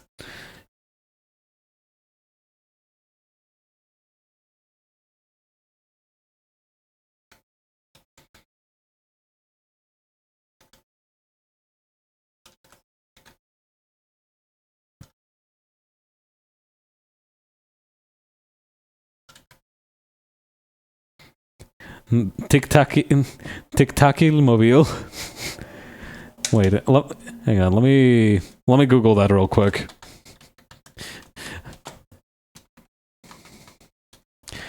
Oh, it's that's what the fish is called. I see. That's really fun, actually. I like that. Actually, it does look a lot like it, huh? Hang on.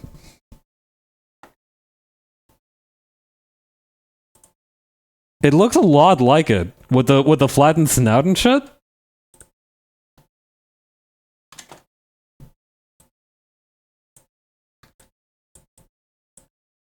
Right? Like you can see it, right? Perfect.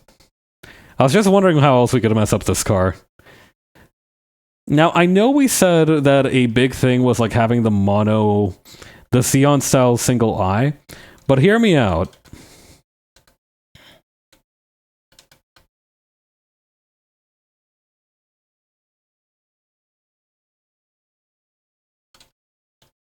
Not quite. Wait. It is quite a fetching fish, but I am going to be mean to it for just a little bit.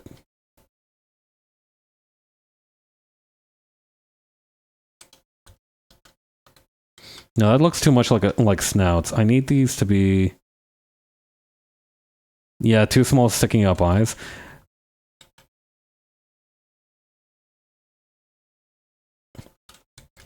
It does look very slug-like if you make it like this. What if I made them into like a little pennant flag? Hmm.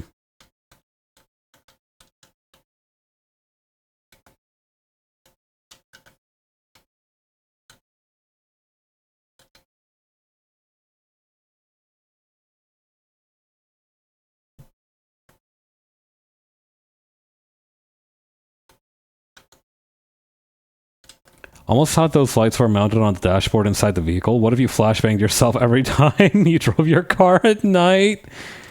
That's wretched. I like it. Hang on. What if we could, like, stick these in? Not wretched enough.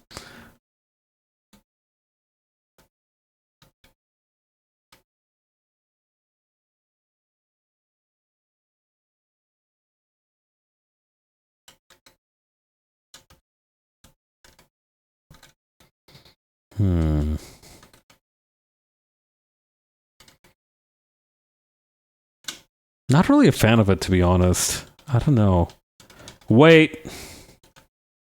The only way to make the lack of snout even worse, to make one very specific snout at the... Actually, this reminds me a little bit of like one of those Bozozoku motorcycles.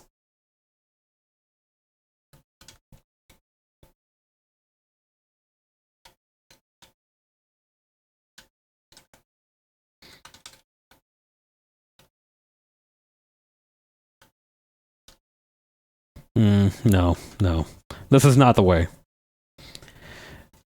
Now, what I could try to do is I could try to make the headlights out here. Motorcycle gang, but with these cars instead. You know those guys would have to be like 3 times as cruel as like the average motorcycle gang just so that they don't get made fun of. The protrusion, yeah. The surprise Borzoi snout angle.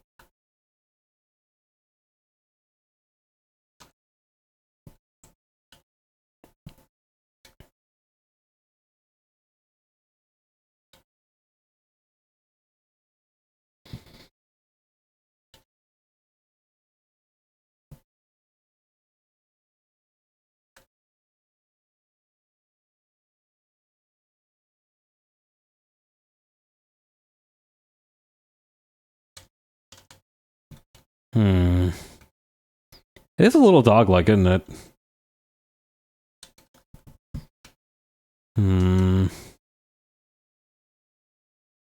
What if we gave it a big old floppy? Yeah, it does look really dog-like, huh?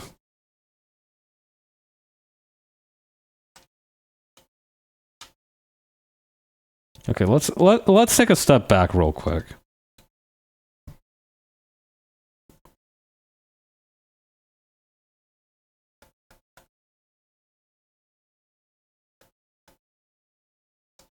Hmm.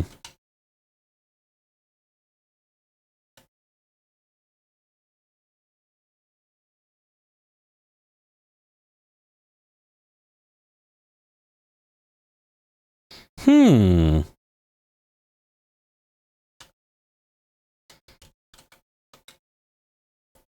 The problem with making the front headlight too big is that it looks too cute then as well.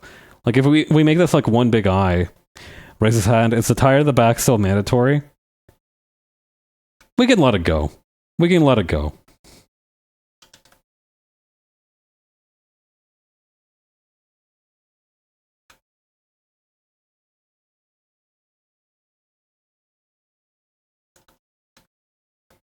Oh wait, you're cooking? Thank you.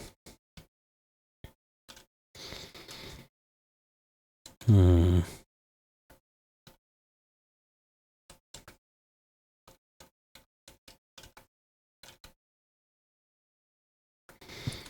Okay, and then wait, where's that fish from earlier?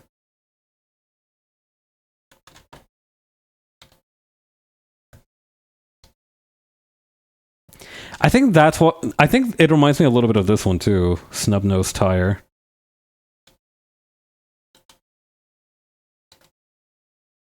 Snub nosed vehicle.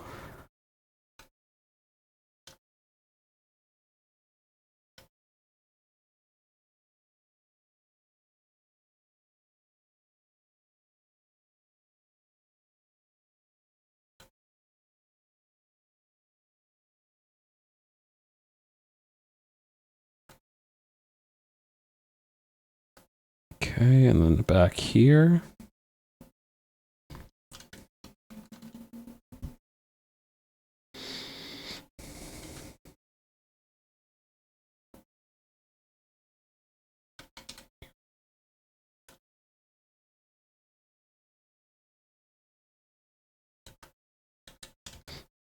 That is actually kind of perfect. Hang on.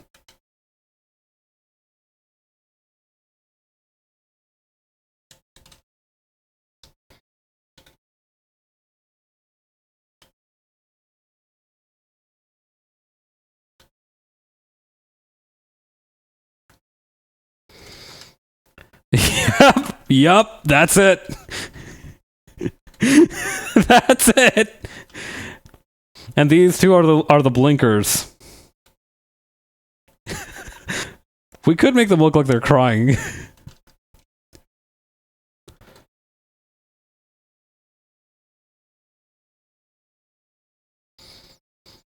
Do you ever wonder if you're too mean to the things you create? Do you ever wonder if like they can sense your malice and that is communicated in your art? It does look like it's trying now, right? Wait, what if I also... Is this too much? Is this too much? Hang on.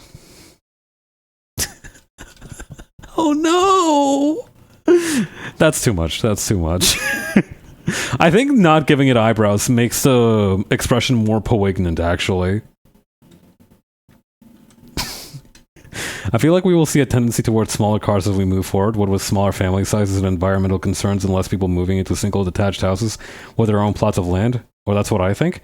I think that'll depend more so than on like the consumer needs. More like what is... The thing is, like, even with like smaller families, right? You would the normal passenger vehicles fit 4 people, maximum at minimum 3 people. So I think like if the average family size shrinks, no matter what, as long as you can fit a minimum of 3 people in there, most people will get one of those. This thing is so fish coated, a little bit, yeah, huh?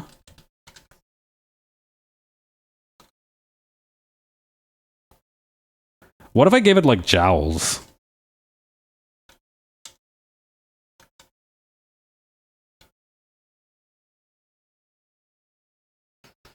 Bro. This thing does not like existing at all. Now the jowls angle is too much. The jowls angle is too much.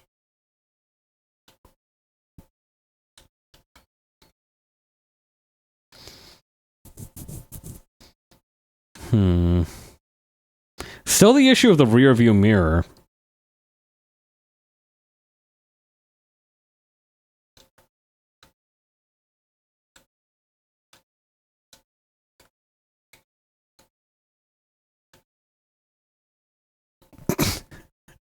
Hang on.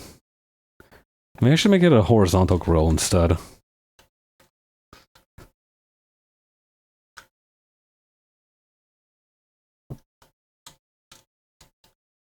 That doesn't really make much of a difference. I'm gonna leave that alone.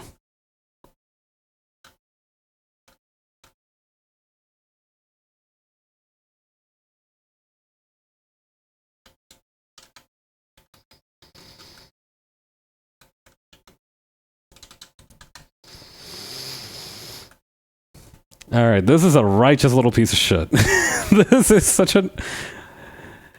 It came together really well. I'm kind of mad about how well it came together. It needs to be more awkward looking. Oh god. Actually, no, I'm just gonna give it a normal rear view mirror. This thing's kind of enough of a death trap as is.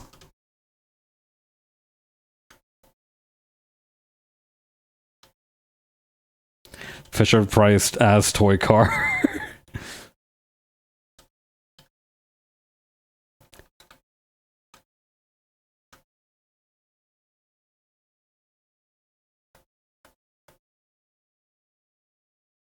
Okay, there we go.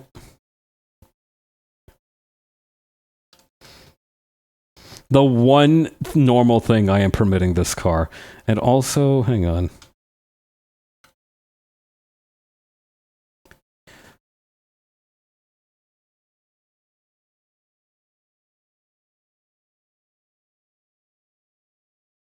I'm contemplating putting the rear view mirrors up here like some kind of fucked up hood ornament.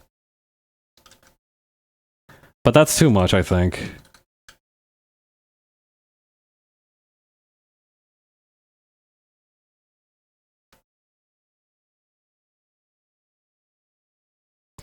Actually, they could be on the bubble here.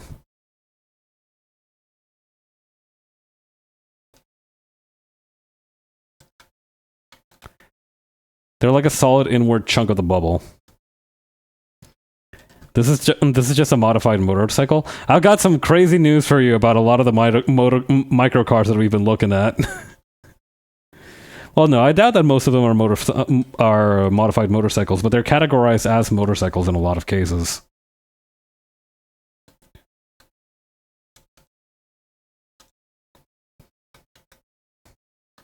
You know what game I kind of want to get back into a little bit? Atlas. I played that game when it was first coming out, and it was really cute. But I'm very suited to the mission grinding lifestyle. There we go.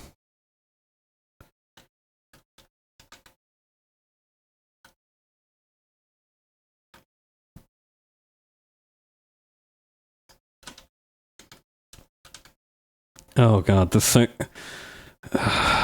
is so... Alright. Let's call this... I do think we can go with the Ophelia. I don't know, is there anybody else who's like very famously drowned? Davy Jones? No, that's... His locker is down there, but he didn't drown. Famous drowning.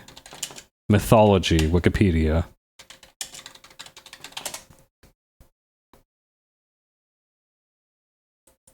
Hang on, there's some crazy shit here about a threefold death. Let's read what that's about.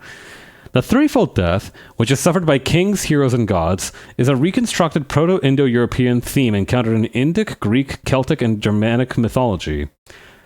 Some proponents of the trifunctional hypothesis distinguish two types of threefold deaths in Indo-European myth and ritual. In the first type of threefold death, one person dies simultaneously in three ways. He dies by hanging, wounding, and drowning. These three deaths are foretold and are often punishment for an offensive against the three functions of Indo-European society. The second form is split into three distinct parts. These distinct deaths are sacrifices to three distinct gods of the three functions. That's some crazy shit you're talking there. I have no idea what you're on about. But yeah, that one Australian Prime Minister.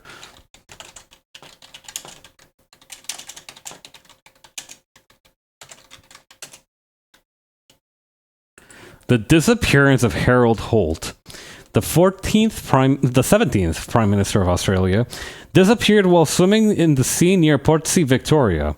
An enormous search operation was mounted around Chevoy Beach, but his body was never recovered. Holt was presumed to have drowned, and his memorial service 5 days later was attended by many world leaders. Threefold Death is kind of a sick name for a car. 57 years. Maybe not the most reassuring one, but a sick name nonetheless. That's true. Holt in the ocean. Holt was a keen outdoorsman and had beach houses at Portsea, Victoria and Binjal Bay, Queensland. He was introduced to spearfishing in 1954 and it soon became his preferred vacation activity. Holt wore a wetsuit so he could fish year-round and preferred either skin diving or snorkeling around the air tanks as he found the air tanks burdensome and inauthentic. Bro was freeballing in the ocean when he disappeared? Several of Holt's friends confronted him about the dangers of his hobby, including his press secretary, Tony Eggleton, to whom Holt responded, "Look, Tony, what are the odds of a prime minister being drowned or taken by a shark?" No fucking way he actually said that. Ain't no way. He said, "What are the odds of a prime minister being drowned or taken by a shark?" and then disappeared into the ocean. You fucking idiot. You are unbelievable, Holt.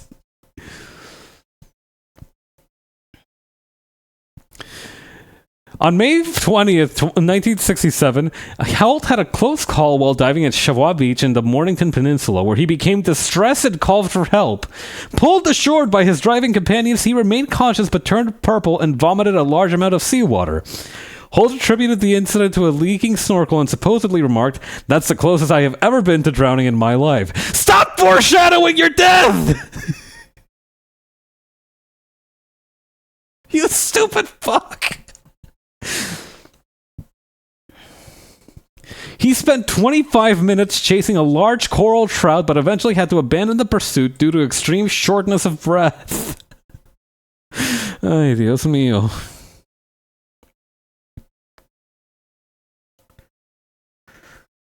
Whew. Okay. Search, aftermath, memorial service, succession, formal investigations, conspiracy theories. Ooh.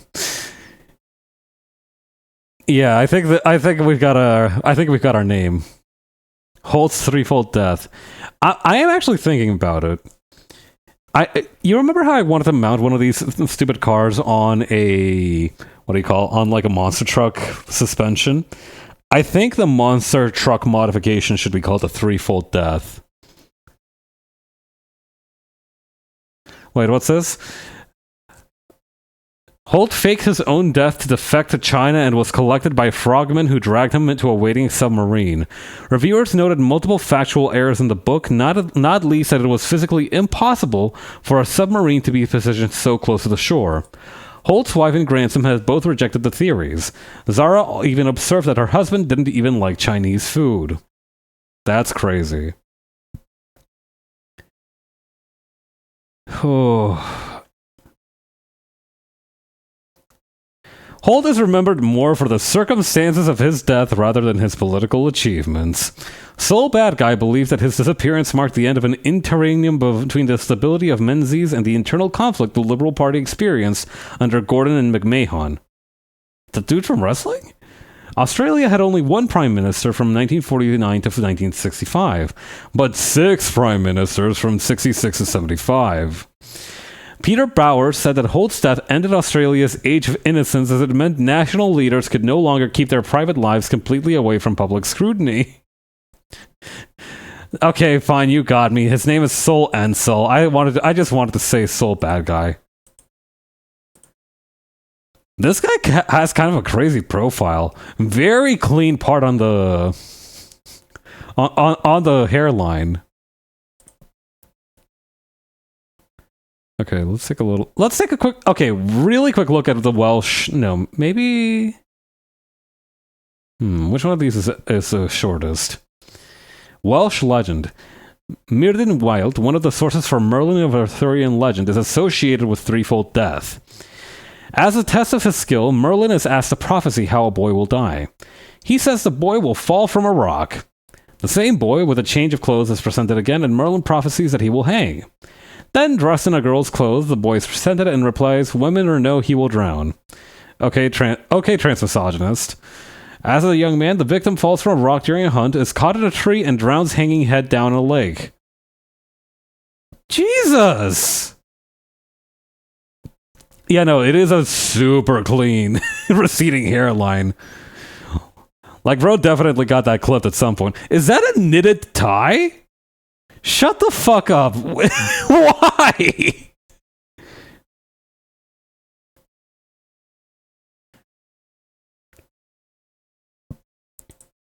Why? Where do you even get a knitted tie? Whatever.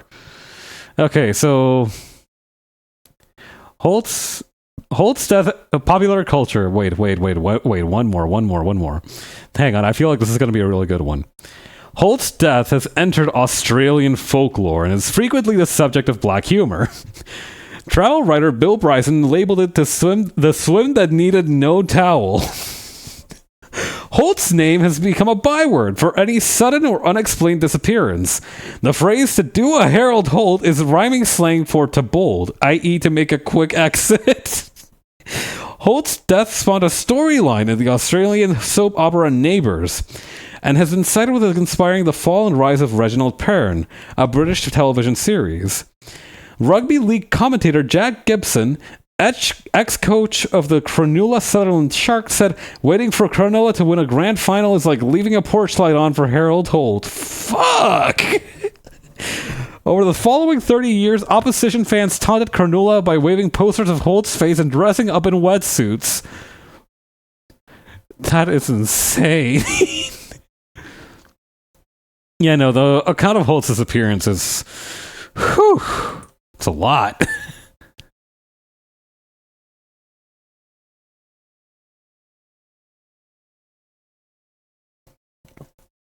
All right. That's enough background information. Wearing wetsuits to mock your football rivals. Australian football players, I was not familiar with your game.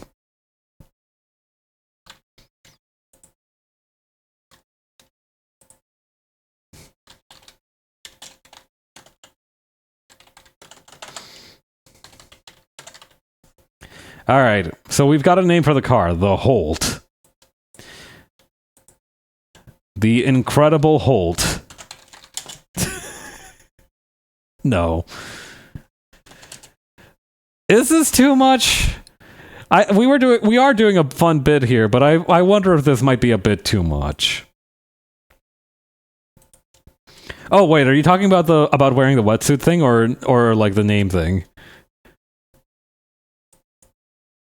What's incredible is that it's actually moving units.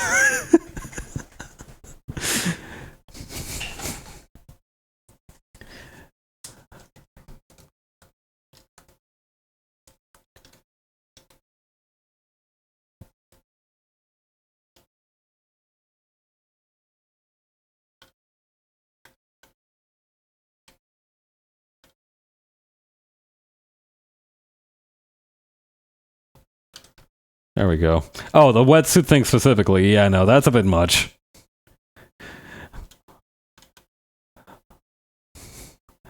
We're leaving the bit a little bit. I do think we are departing.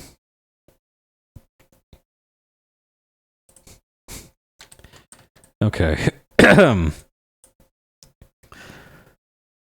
Okay. Real good stuff. Now then. What else do we... I guess we could make a clean copy of it. We could clean up the sketch a little bit.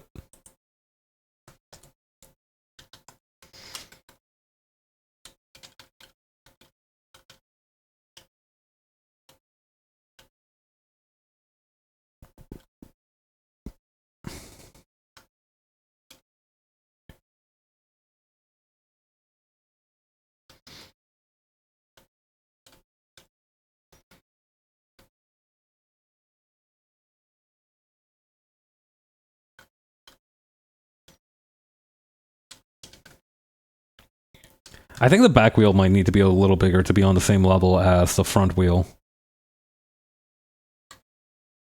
Or maybe a little bit lower down.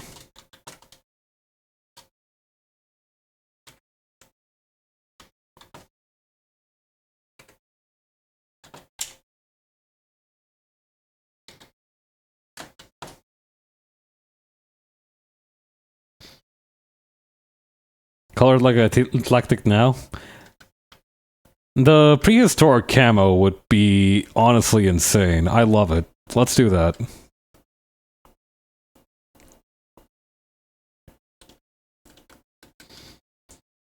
Okay, let's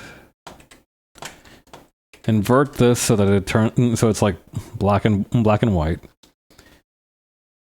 Okay. Now we can clean up the lines a little bit more accurately.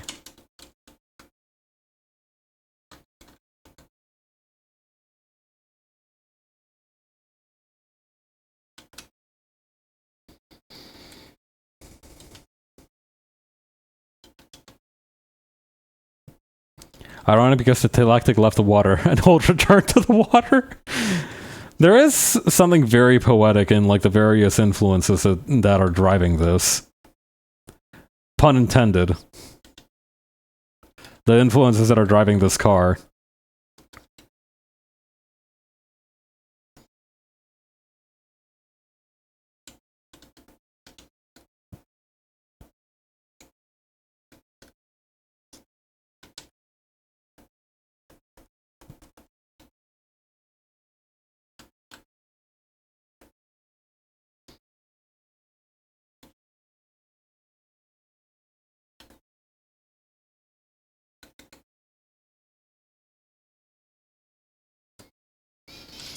Shakespeare couldn't dare to rival the poetry of this ugly car. Well, I'm sure that after we explained the concept of cars to Shakespeare, and he finished throwing up in his funny little hat after showing him the picture, I'm sure he would eventually come around to appreciating the charm of the Holt. I say ugly in a positive way? Yeah, no, this is definitely supposed to be, like, ugly in the sense that it is not conventionally what you would think of as a car. Like I said, if I wanted to just make a normal microcar, I would just make a... You know, I would use 4 wheels, right? That would be one thing. I would use 4 wheels to make it just look like a normal car, but small. We are trying to play up the unique forms and language that a microcar can create. And that is supposed to be ugly. It is supposed to look very far removed from the norm. But that is also what makes it charming. There's a lot of different ways to approach the word ugly. I don't think that it's necessarily a nice word. It's not like if somebody calls you ugly, you should take it as a compliment. And it is also like, you know, there's no reason why you should matter-of-factly say that somebody is ugly. Right? Like, they might have a lot of deviations from what we would consider attractive, but I don't think anybody deserves to be called ugly in terms of like physical appearance. Ugly in personality, perhaps, sure, but you know, everything else is just like, you know, oh, this person has rosacea. Oh, this person has like, you know, really bad acne. They have like something that, you know, it's important to acknowledge the kind of thing in question that makes them look different, not to highlight their difference so much as it is to just acknowledge that, yeah, it's a thing that can happen to people. Could happen to anybody. In any case, when I say ugly, I do mean very specifically in the sense of, like, it is not conventionally appealing. It is supposed to look very far removed from the norm.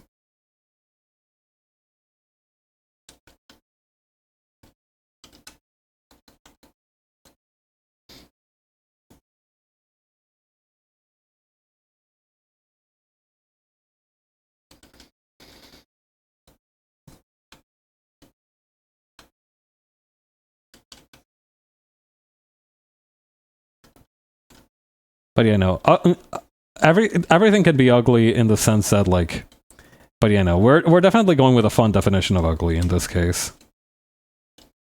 Thank you for your insight. Pipe taps rise back. I do be talking random stuff sometimes. I do be talking random stuff. That reminds me, I've recently been reading The Analects by Confucius. And it is really funny how a lot of, like, some of it is just very clearly, like, advice that you can just take at face value. Like, in one case, he was like, okay, so, paraphrasing very heavily, he essentially said that if you are excessive, it leads to, if you treat people excessively, it leads to insubordination. But if you treat them with parsimony, if you're if you're a little bit of a tight-fisted little jerk, they will be, it will lead to them being like mediocre. And overall, it is much preferable for your subordinates to be mediocre than it is for them to be insubordinate. And that makes sense to some extent, right? Because like if you are if you it's very difficult to reconcile with like my current understanding of remuneration under the capitalist system, but like it does make sense to some extent, because like if you're too loose with the things that you give away to people that you're supposed to have a professional relationship with, I do think that a lot of people will just like try to take advantage of that, and they will have like some loyalty, but they will occasionally like. Actually, you know what? That might also be like a difference in values. Now that I'm thinking about it a little bit more, I don't think that makes sense. But yeah, some of it is just like very straightforward advice like that.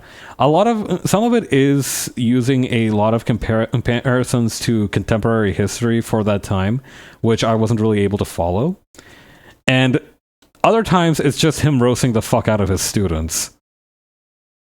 Like, in one case, he, like, straight up said, like, yeah, no, one of my guys is dumb as hell, bro. He is hopeless. I cannot teach this guy anything. This guy is dumb as a brick.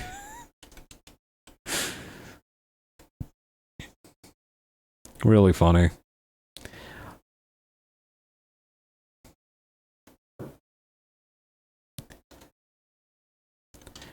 Confucius had a surprising number of, like, Diogenes-type moments.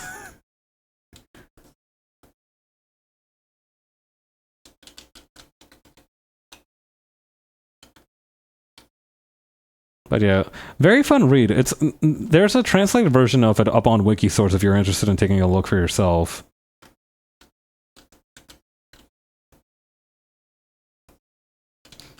I'm thinking of like finding myself an annotated copy of it just so I can understand more clearly what the text is trying to convey.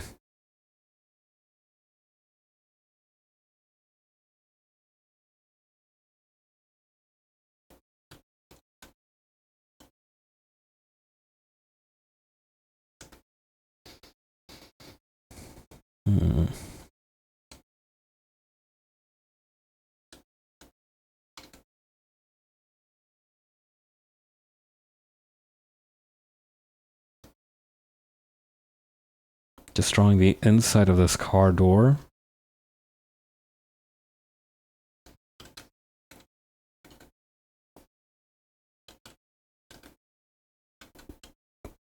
Okay, and then back here. I will say one flaw that I found with the Wikisource version of it, in addition to the fact that it's occasionally rather liberally translated, is the fact that sometimes it's just like... I think they must have pulled from some random version, because like at one point it explicitly brings up Catholicism, which I don't think... I'm sure Confucius was like a really well-rounded guy, but I don't think he was talking that much about Catholicism. I think it must have been like a translation choice to just mean like somebody who is religious.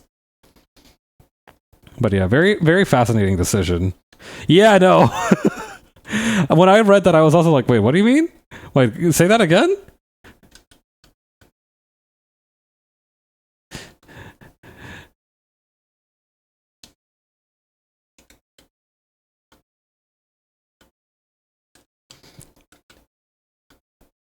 I don't know.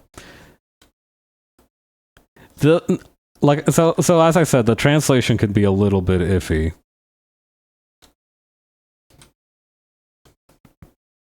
Okay, I think that's probably more than being just a little iffy, but you know what I mean. I had a similar problem back when I brought a copy of the Tao Te Ching from Wikibooks to read during a Guilty Gear stream.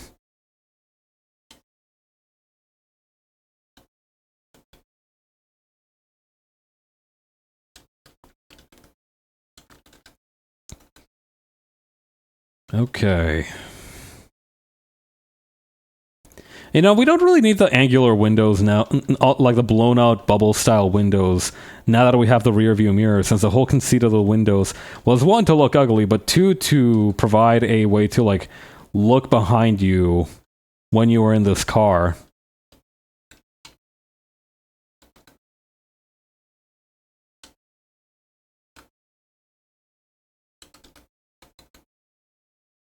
Oh well.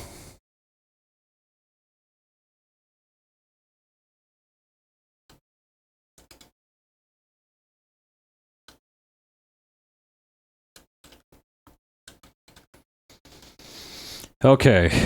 Whew. Let's put the sucker in a folder and we can start adding color to this whole affair. Submarine coated yet named after a drowned man. It is quite a perplexing vehicle, isn't it?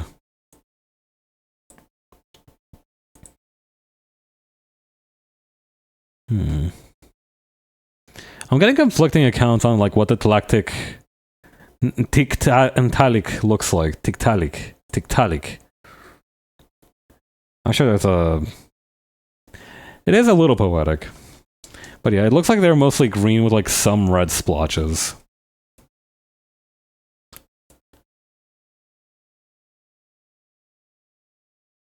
Isn't it just poetic? Rich text even? Actually, this meshes very well with my idea to make it painted in that ugly green color that I was talking about.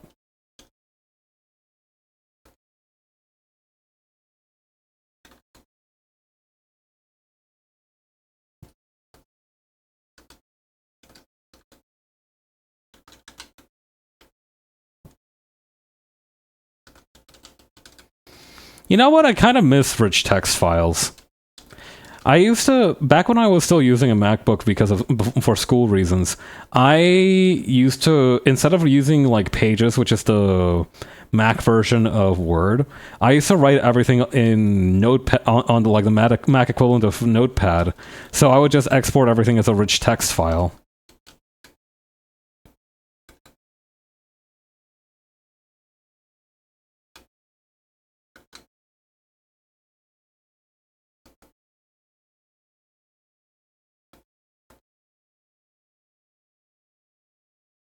Oh yeah, it's all coming together.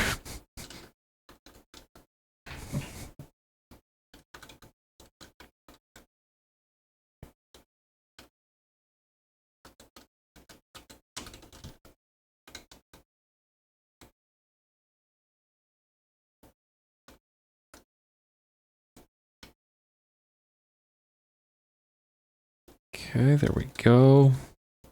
These are going to be color-coded orange for the turn signals.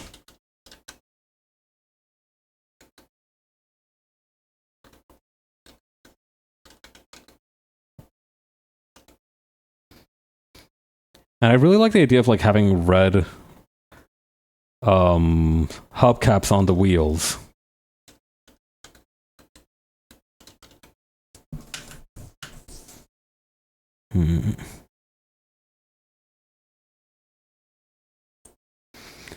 All the photos of Tiktaalik either look like they are mottled. They are yellow with mottled green, or kind of reddish, or it's kind of a mixed bag here.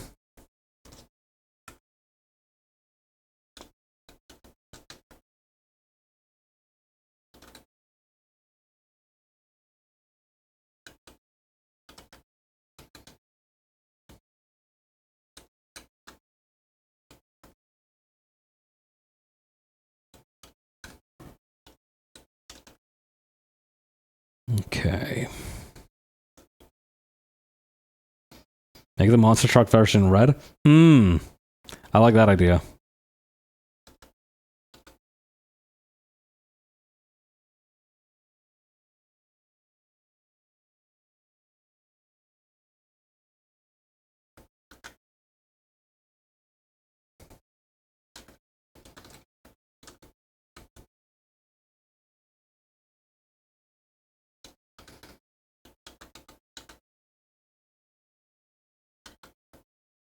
Okay, and then we can use a slightly lighter shade of gray for the steering wheel. Magnificent.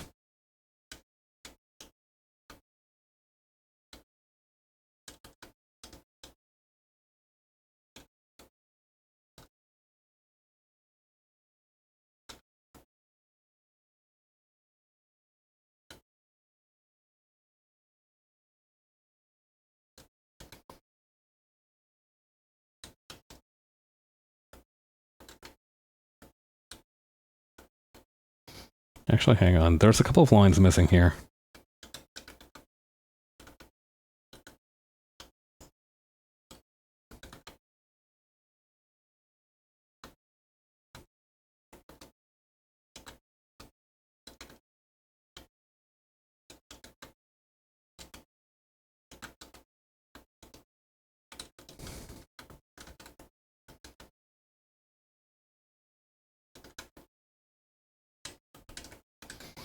Okay, and now we lower the opacity to, like, 20%. And then we just hit everything in sight with it. Actually, maybe a little bit more than 20%. Especially this backseat. The backseat boys.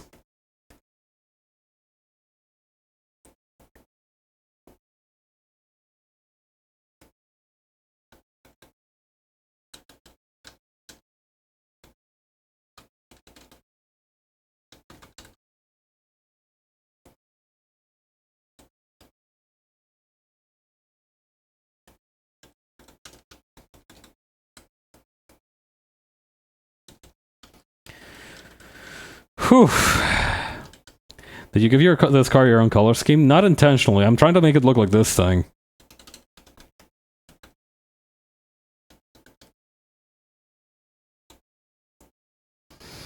I'd rather not have my brand be associated with this monstrosity if at all possible. That's kind of a lost cause given that I designed the stupid thing, but you know, trying to retain as much dignity as I'm able.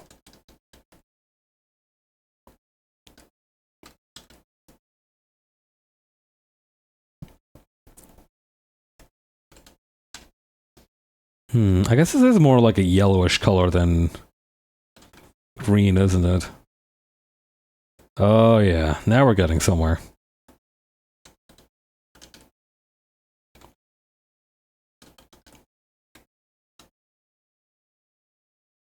Very Frankensteinian of you, thank you.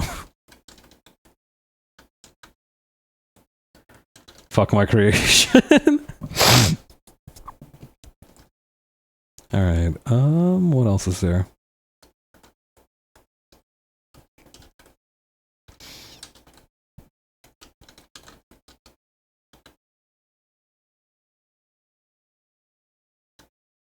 Yeah, that'll do. Alright. Now, we gotta give this thing the monster truck suspension. So we are going... Actually, we still need to do one more thing. The hubcap here.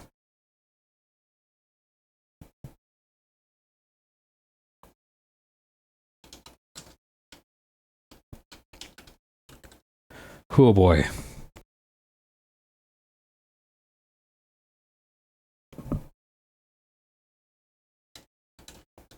I'm not quite feeling it, though, the color scheme. Maybe... gradient map.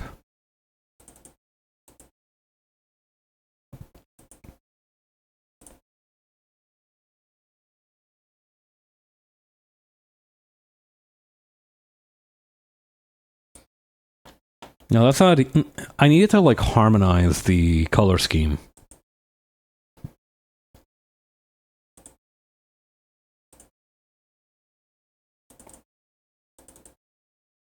This might be this might be what we need.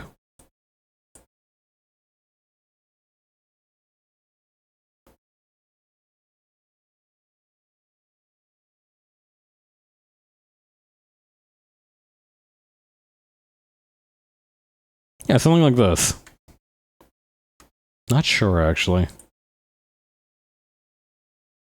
Hang on, I have my orange light on. Let me switch that around. Okay, I see what the issue here. It's the green.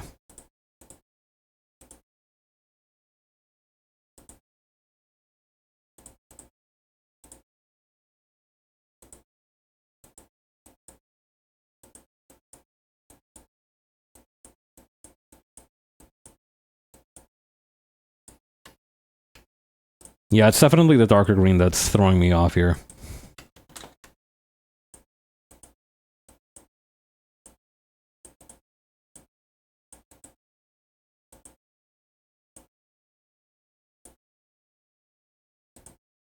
And this doesn't look yellow enough.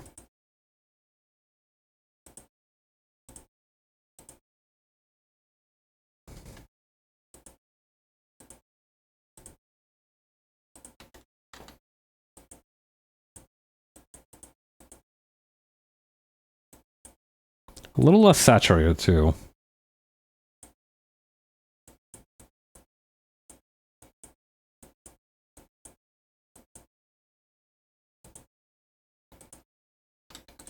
That's looking pretty good, honestly.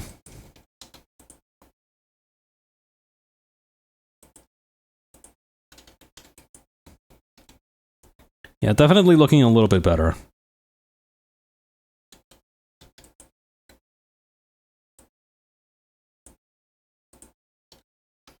Maybe a third shade of green for the very top bit here. Something like that. Alright, now we are going to make the monster truck version. Get the Dictalic out of the way. He's not built for this.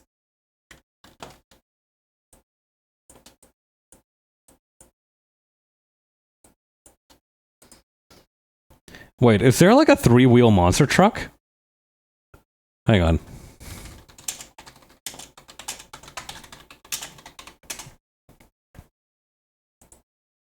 There is not, to my disappointment, but that's fine.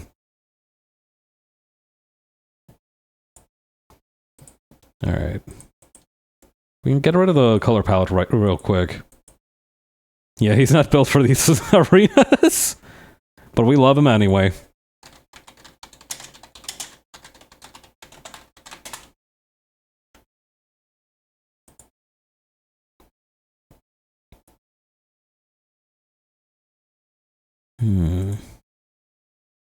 Aha! Why does this thing have a double forehead? I was not paying attention to that during the design process. What do you mean double forehead? Oh, actually you're right. That does make it look a little bit too sympathetic, I shan't lie. Alright, let's go back a little bit.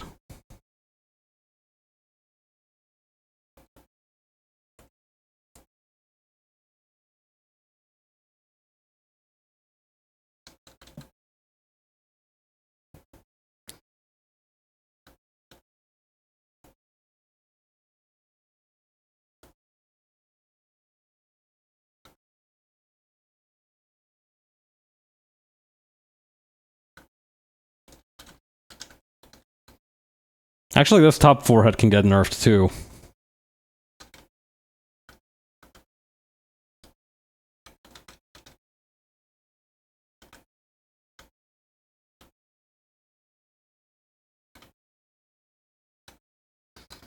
What we do need is that like metallic trim that I've added to basically everything else except this.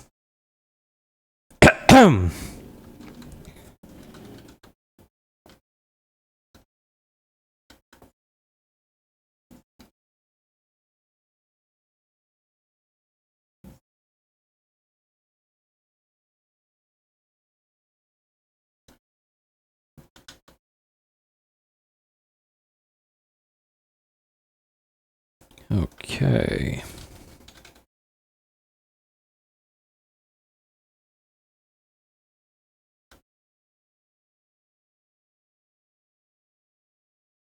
Yeah, just a very thin trim.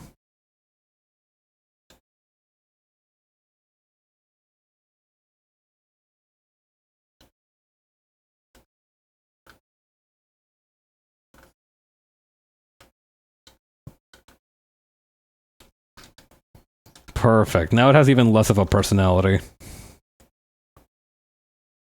Actually, what if I...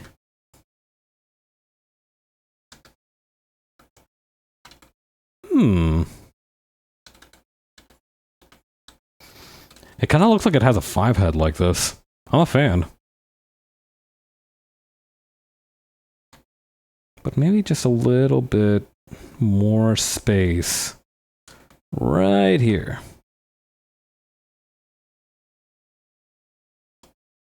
Just so it's a tiny bit more symmetrical.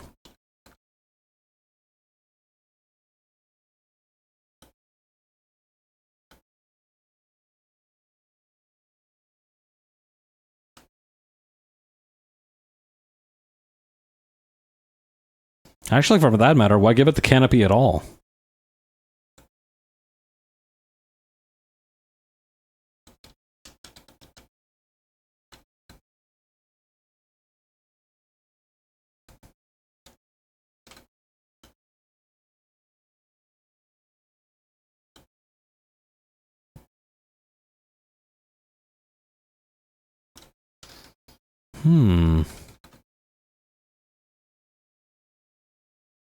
This might be the move.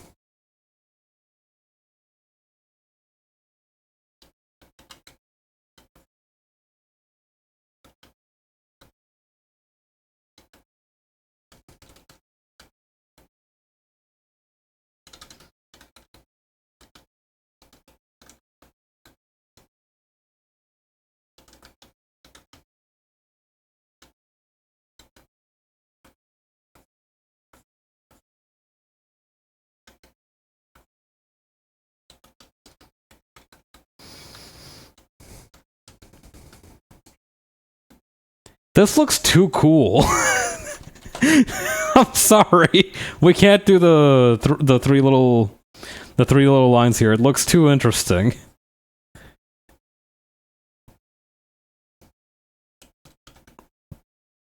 Let's go back to our references folder. What is something we can do to make this look worse? Wait! The 3 little holes. I know exactly what I have to do.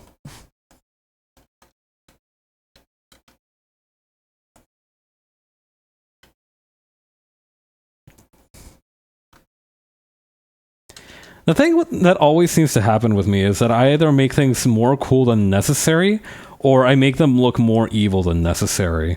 I really like using like sharp angles and shit. So one time my friend Raph asked me to help design a helmet for a character which I ended up making a comic for. And I accidentally made too many of the designs look evil, so much so that one of the rejected designs became like the standard goon bad guy helmet.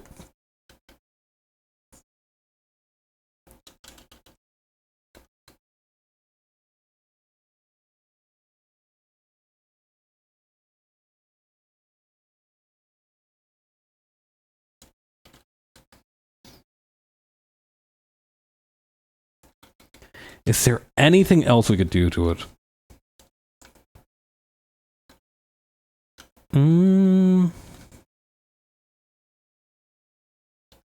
Oh, wait.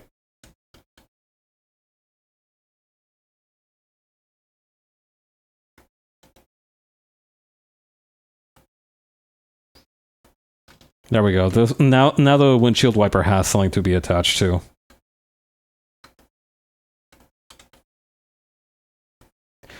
Two for one creative work, yeah. Higher Paps, he specializes in badass and evil. I'm evil, I'm evil, I'm evil, I'm evil. I do epic sounds like motherfucking Knievel.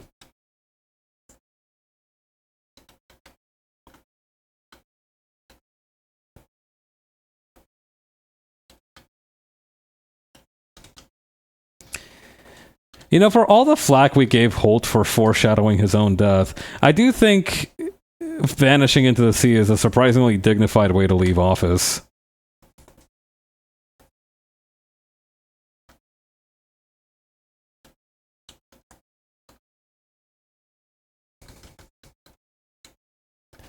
I mispronounce words because I'm the fucking devil.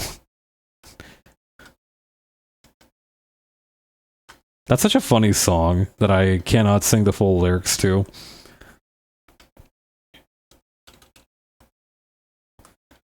The vibe on the holes isn't right.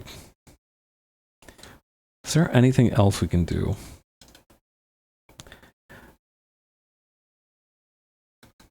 Better than Bud Dwyer? I never... What happened to Bud Dwyer? That name rings a bell, but I can't remember.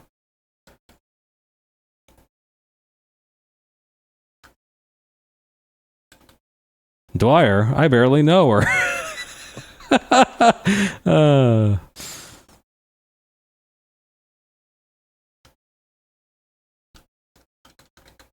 Wait, actually, that might be the move.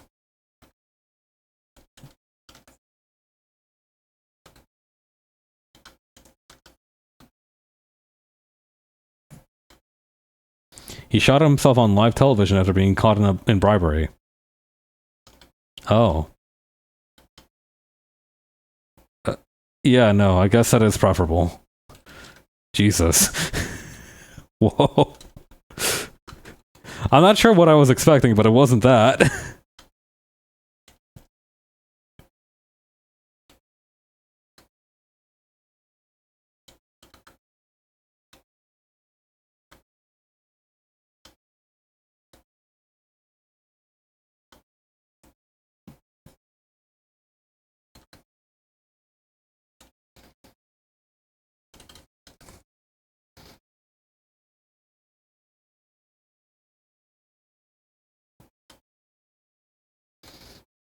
Honestly, yeah, let's just make the door a solid object back here. You know, messing with something too much... Excess is just as unfavorable as deficit in some regards. I think it's better we try to keep it simple.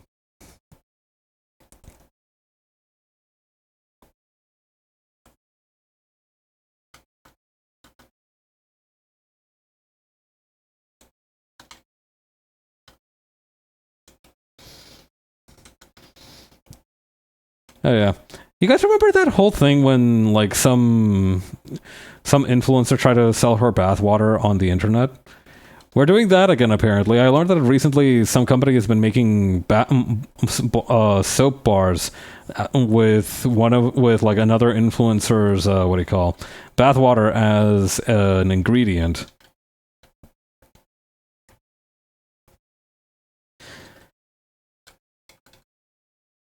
Which I don't know. I feel like we haven't learned anything. I don't think I don't think we gathered enough data from the first go around to really say whether or not this is going to be a success or a failure. My issue with this is that it seems to be a much more mainstream celebrity, so I don't know if it's going to have the same benefit, the same kind of effect that the other influencers' bathwater had. If it ain't broke, I guess. I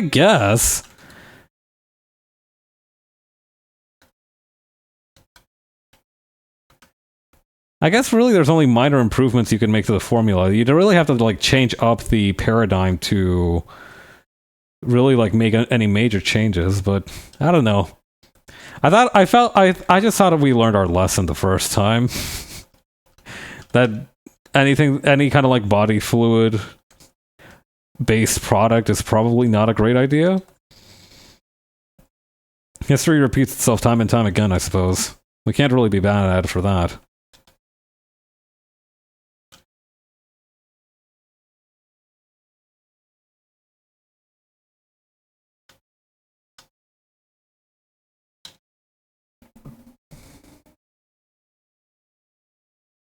When history repeats itself, we kind of only have ourselves to blame. Well, not ourselves as in us in this room, chat, stream, whatever, specifically, but, you know, more like the public at large.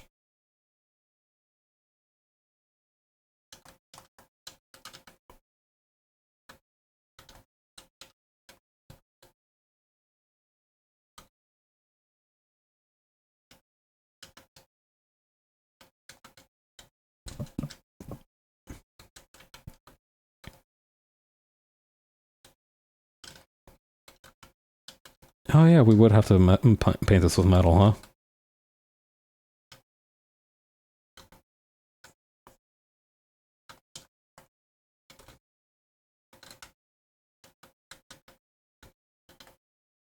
Sydney Sweeney is an actress, so we're moving on to milking everyone's bathwater. Yeah, like I said, much more mainstream appeal, I feel. Guys who don't pay attention to what came before and think they can do better. God, yeah. Also, hi, Jupiter.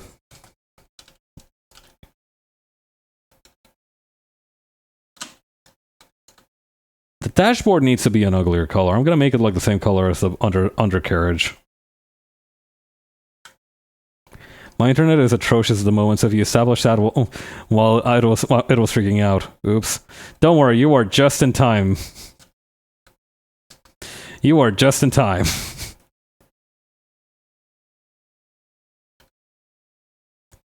But yeah, I don't know. I think COVID really did something kind of funny to like the public consciousness, not just in the sense of like the isolation and the difficulty adopting like this kind of very in denial return to normalcy, as they called it, but I think also in the sense that like things that used to be exclusively for hardcore weirdos are now kind of entering the mainstream. And well, I'm not gonna try and gatekeep anything. I do think the fact that it was like confined to a specific audience made it much more manageable in a lot of regards. We're getting milked? Maybe you are.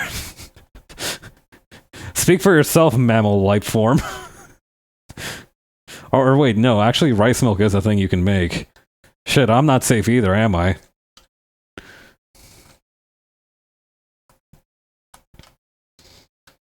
I mean, I'm safe from a lot of things, really. Like, you know those like fears of like something crawling into your ear at night? I don't have to deal with that.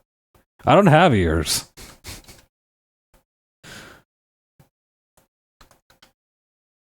Hey, I hear you ear holders have like get like wax in there, built up in there. What's up with that?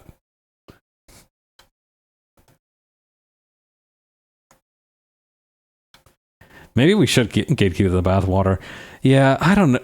Gatekeep might not be the right word. It's more like preserving cursed knowledge, I feel. You know what I mean? It's like we're not doing gatekeeping. I feel like normally has this connotation of like exclusivity. You know what I mean? Like it's cool to be part of whatever is being gate kept, and that's why people are trying to keep it away from other people. It's so that they cannot take away what you treasure. Conversely, I think what we're trying to do here is more like a sort of larger preservation of humanity. You don't think about weevils in your rice? My rice is too tough for weevils to eat. My smoke too different. Suppose I don't think about parasites in my guts? That's true as well.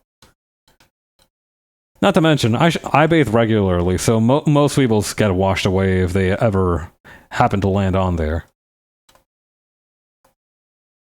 The bathwater is especially wacky since that's like wastewater. What would be equivalent? Bake my leftover chicken wing bones into a soap? I bit into them? I mean, chicken bones probably have a little bit of fat in them, so they'd probably make like a decent soap additive, if nothing else. Although you would have to smell like fried chicken all the time, which I wouldn't personally go for, but it is your life after all.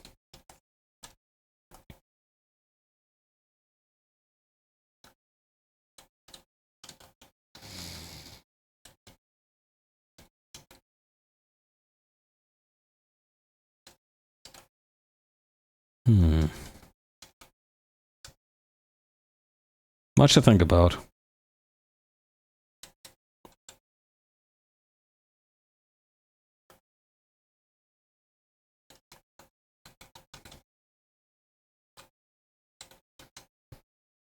Or maybe you shouldn't think about that, on the other hand. The rice is washed. Me when I'm following... me when I'm helping my friend at the cook-off. Me when I found out because I'm 3'3", I will never ball for shit.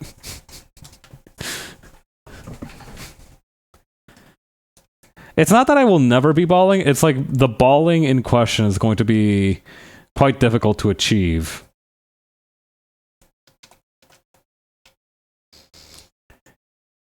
Even some, listen, some people are born with healthy legs, but they'll never be fast runners. Some people are born with strong arms, but they'll never be weightlifters.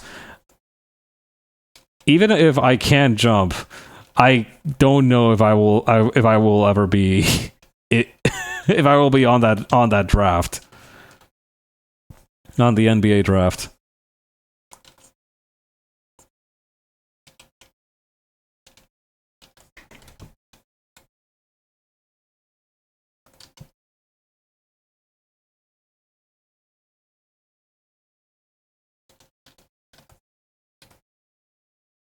You're getting squashed into a ball and tossed with a three-pointer. That is true. We could kind of airbud some kind of arrangement to let me fight at my full potential on the court. But would that really be basketball? I don't know if I'd be satisfied with myself as a warrior if we went with that approach.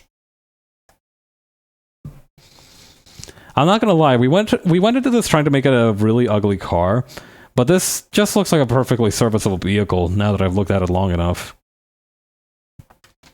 Not particularly ugly in any regard. Even though we tried so hard.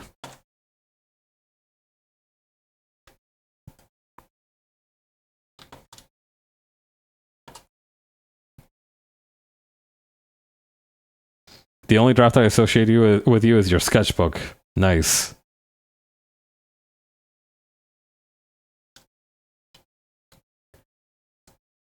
Frankenstein has grown to love his monster.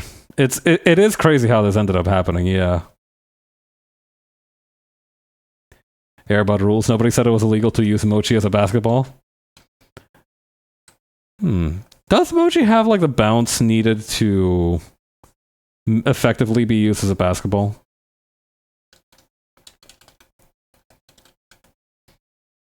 Okay, also I wanted to show this diagram that I dug up.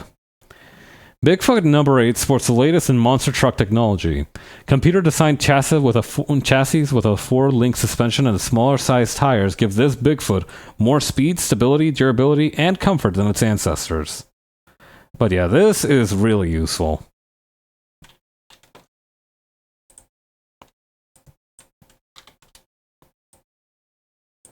And I think what'll help more than anything, Conman basketball film where somebody is bad enough at basketball that they decide to pretend that they're a dog that can play basketball, going from getting kind of a bad player to, yo, that dog was able to barely make a dunk.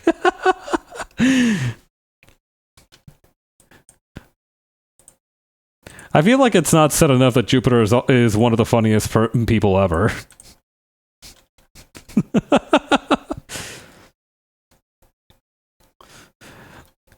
This definitely was like if like Netflix did like the Death Note live action treatment to Mob Psycho 100, this would definitely be the kind of situation that particular version of Reagan would have ended up having to deal with.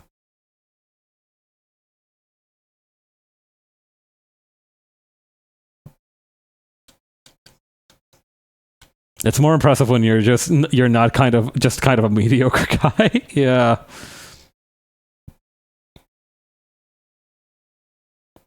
It's like that one post that's like, I'm still a gifted kid. If you put me up in a classroom full of like 8-year-olds, I will still dominate everything they know and laugh.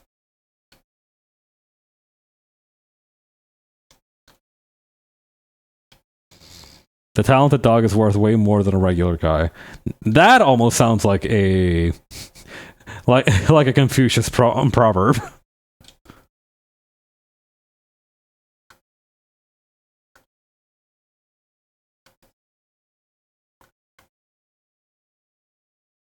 Okay, maybe like 5 pixel width. No, it needs more. How about 10? Little more. Yeah, talented dog is worth way more than a regular guy. It sounds like what somebody would say when they forgot the phrase "a bird in the hand and was worth 2 in the bush." I'm gonna drink some water.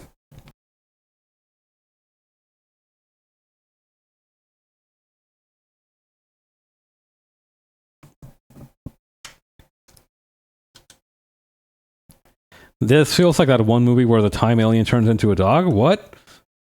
You mean Lilo and Stitch? Instead of making funny guy posts on social media, I fire them all off on Twitch chat.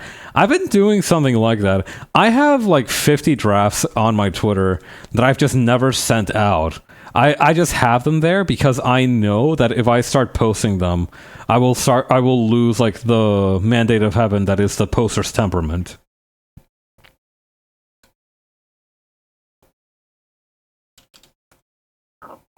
How would a... Okay, wait, no, I think I've got it.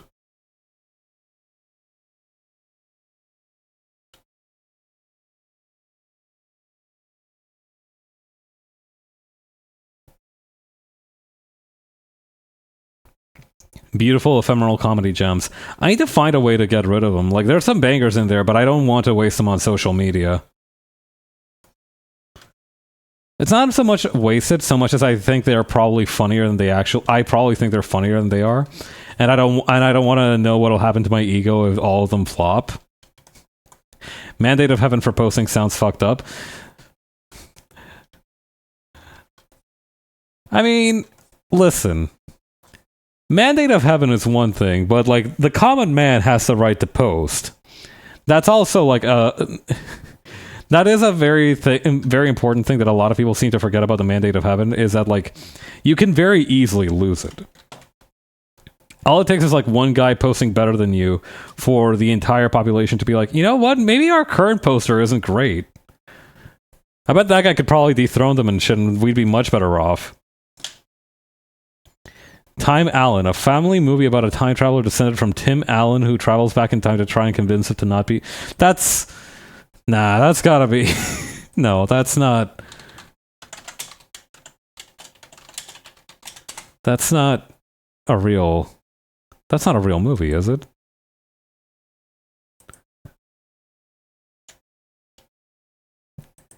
On his hands and knees begging, but Tim's more obsessed with how his legacy played out.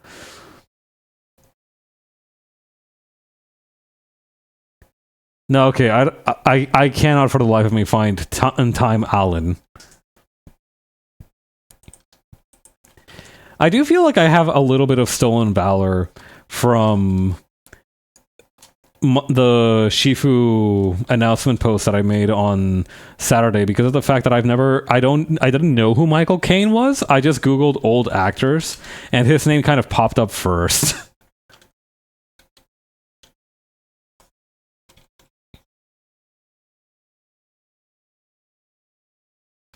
So yeah, I do feel like a little bit of a fake fan there when I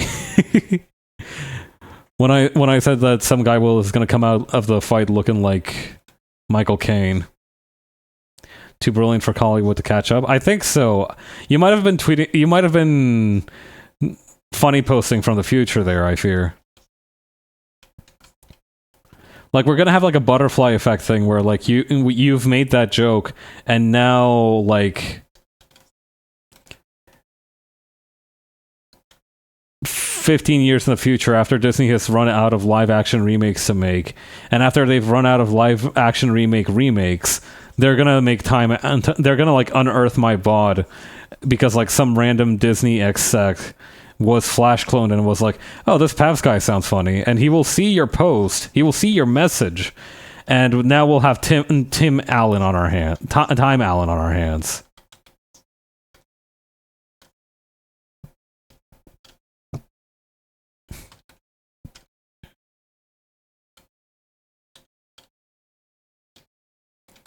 Boy, this suspension kind of sucks for like a single-wheeled vehicle.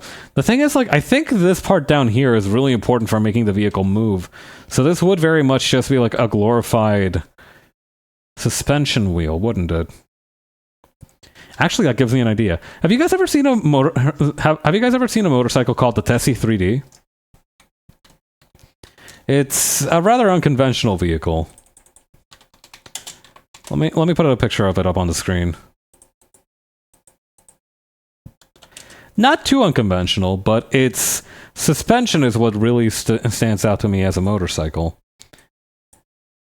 Some desperate check has the wind of the joke mind going on at Pab's Art. Yeah, no, we are kind of batting 1,000 here. Okay, so check out the suspension on this thing. Normally, motorcycles have the suspension going like this, right? Not so with the Tessie 3D. It has much higher stability because of this, but it also gives me an idea for a fucked up thing we can do with our particular vehicle. Let me just graft a little bit here.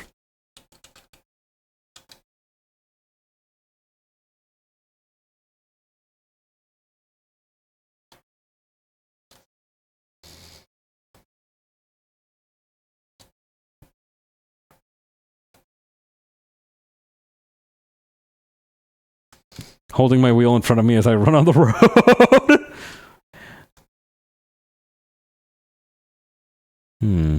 If Time Island doesn't add the incredible hold and its sibling Hold's threefold death, I'm going to be so mad. Hold's threefold death is going to be like, you know how they had Mongo in Shrek 2? Actually, hang on. What if we combined the... Hang on. But yeah, Holt's threefold death is going to be like the equivalent of like Mongo from Shrek 2. When Chinese stuff comes back in vogue again and they hear about Rice Bag with the poster Mandate of Heaven. Was that not the giant cookie's name, Mongo? I swear to God it was some shit like that.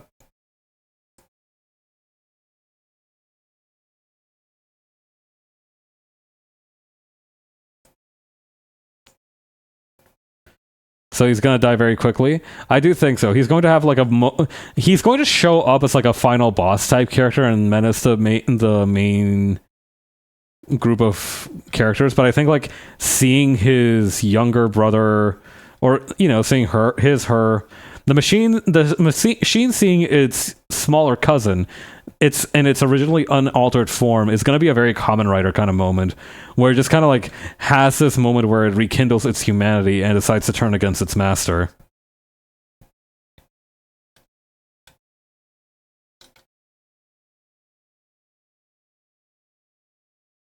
Also, we need to go even thicker, I think.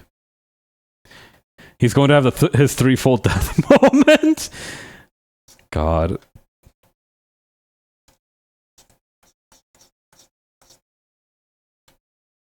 It's going to explode at least 3 times. It's absolutely going to be that situation from like the end of Fury Road, where like there's a huge pileup, and it's very messy and graphic, but it's also very cool to look at. And then drowns somehow. Poor threefold death.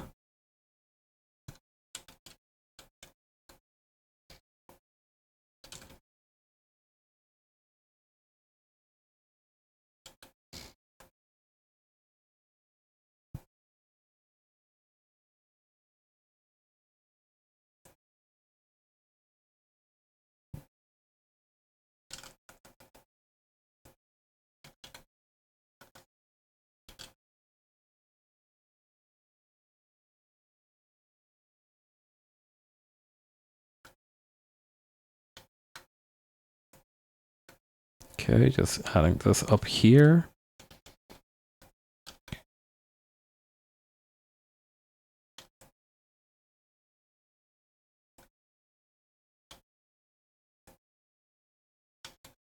Okay, and then this is gonna kind of come up here.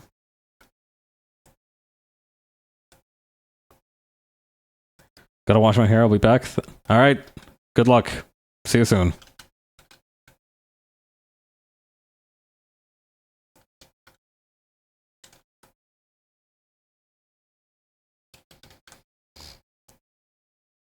Okay.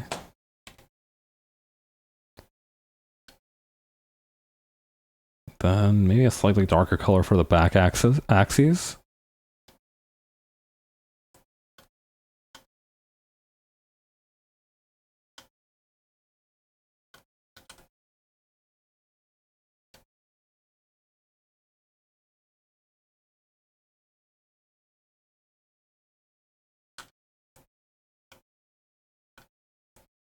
Gotta be very careful here.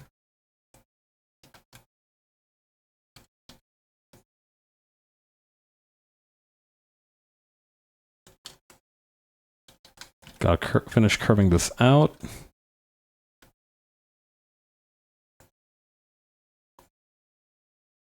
Magnificent.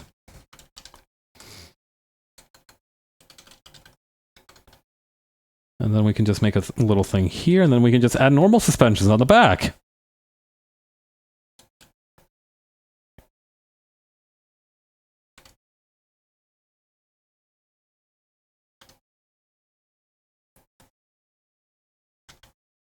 Okay, so that's going to come up like this.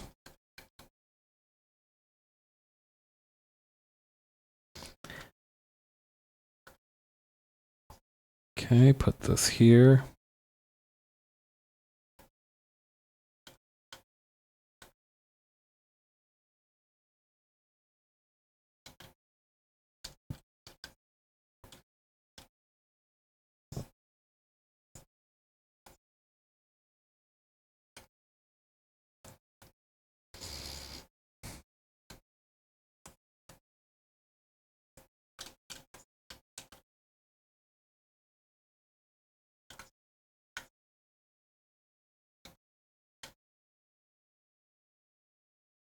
God, this looks so... It does look quite bizarre. And that's kind of what we were going for, I get that, but like... Sometimes you kind of gotta step back and be like... I don't know, kind of just admiring my own handiwork.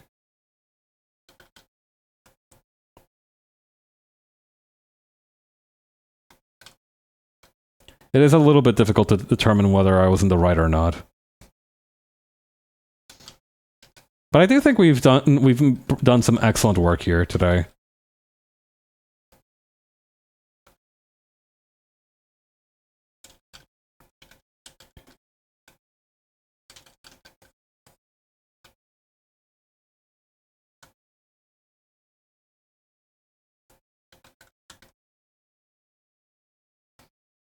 Okay, so this is going to be the fuel tank. We have the axles underneath. Having the V8 engine under the cage here would be pretty cool.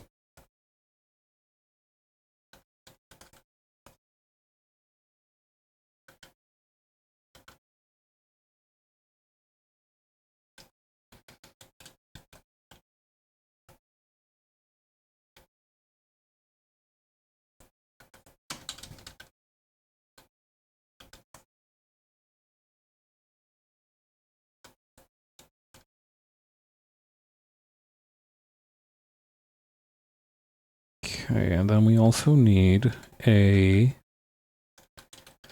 extra thing here, which is that we need the wheel space.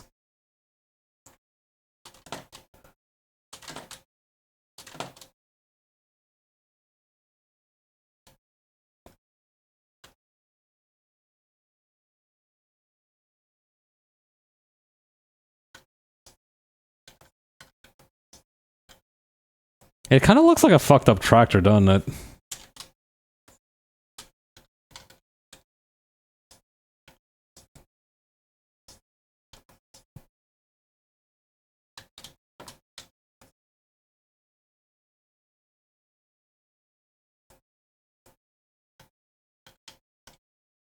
Okay, this is gonna kind of curve in like this.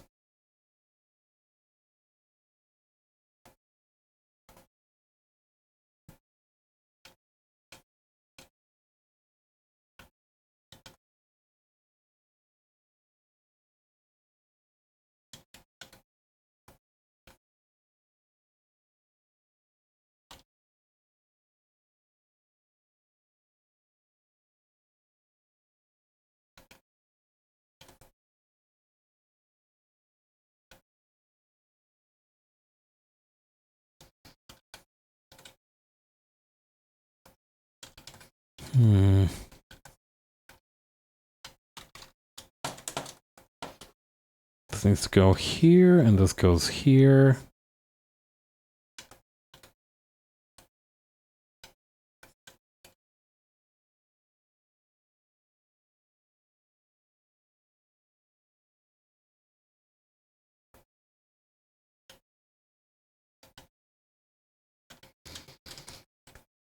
Oh boy. The under the hood situation is quickly becoming rather complex.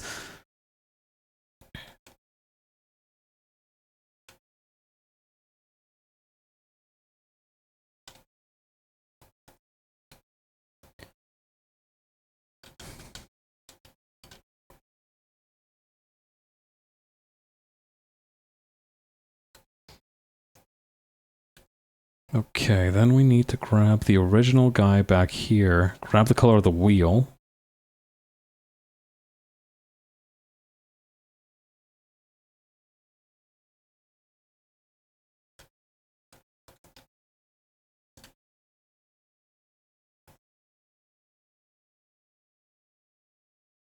Oh wait, and actually we would need to add...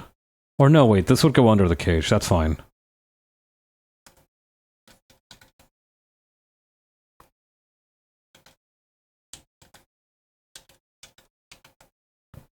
I'm gonna be honest, Chief, the under the hood situation was never gonna be salvageable. Yeah, I thought I was built different, but...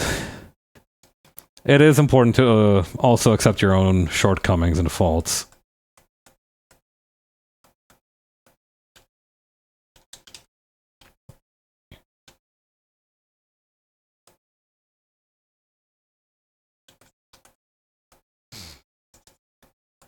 It is human nature to dream for what we cannot attain.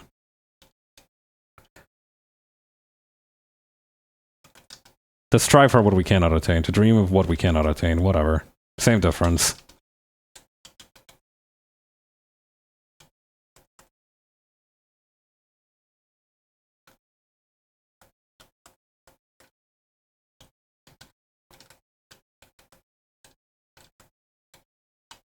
Okay, and then back here.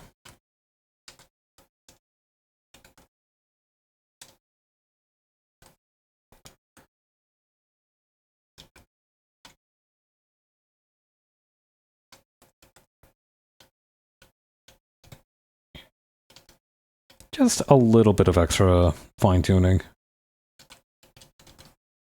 Yeah, no, we are absolutely working with it. As is our lot.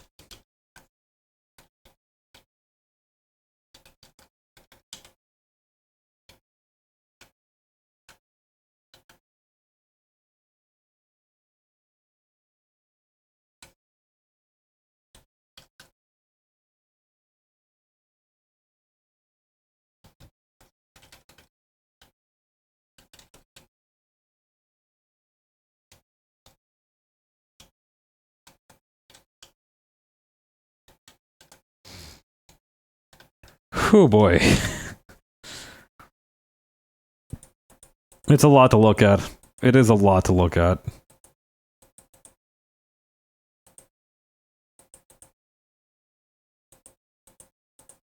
Where's the... Here it is. Okay, so side-by-side comparison.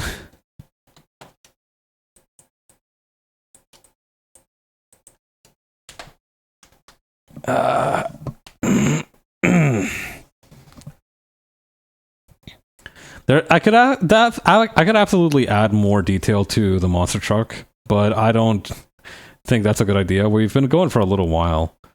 What I should do, though, just very quickly bang out a... I don't know if we... I might be pushing my luck with this. I really want to bang out one more super quick design with the Nokia. But before that... What's a messed up looking font that I have that could really communicate how deranged this thing is?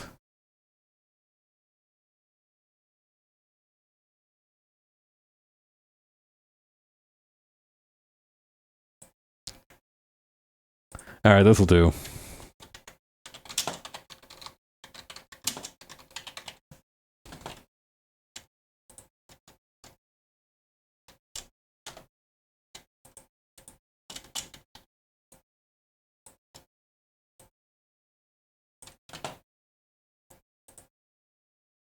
Yeah, we can add a white stroke to this one. We also want. I do think I should also stick to my word and paint this one a little bit more red, like.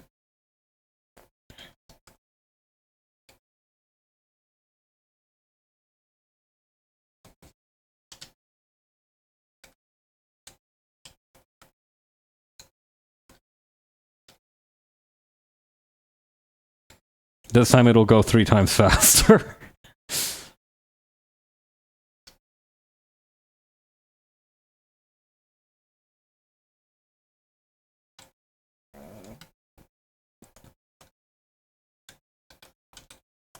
Okay, then back here.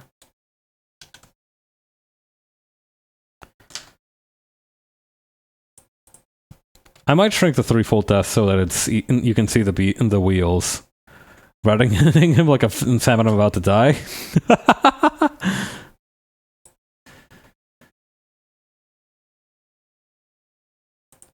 But yeah, something oddly poetic about the fact that like one of the deaths involved in the threefold death is drowning, given everything that we've discussed.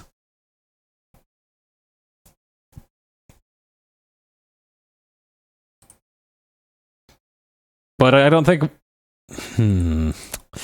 I am at risk of overhandling it. But I do want to do one more thing for the threefold death.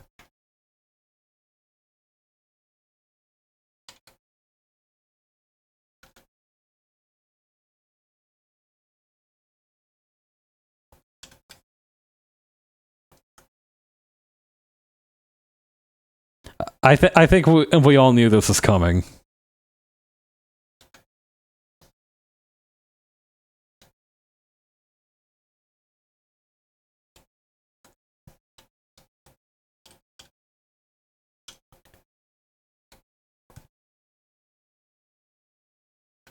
And then actually one more thing we can do for it is back here. I do think there is actually a fish scale pattern that CSP has.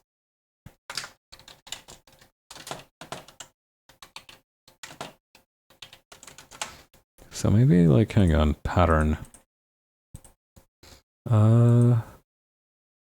Yeah, like this.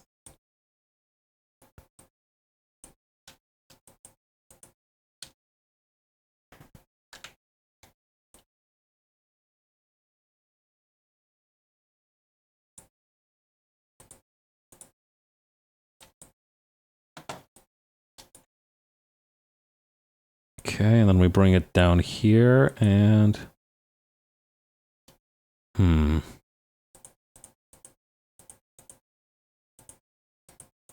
Not quite.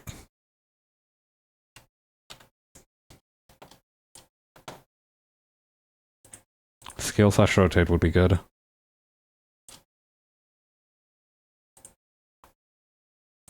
Yeah, I think that seems fine.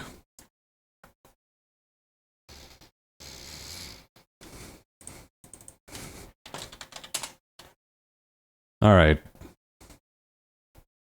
So that's the hold finished. Now let's try and do the proper Nokia. Because I do feel like because of the announcement post, I do feel like I'm misleading people if I don't at least try to make a more Nokia themed car. But since we're not working with the constraint of making it as ugly as possible, I feel like this one's going to be much easier. Elegant and subtle. Or at least as much as a monster truck can get. That's right.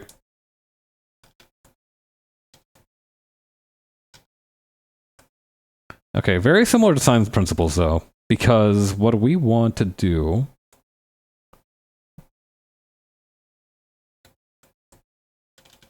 is very much make like a very stable looking car. So I'm thinking of the chassis of this with this, maybe a little bit of this too.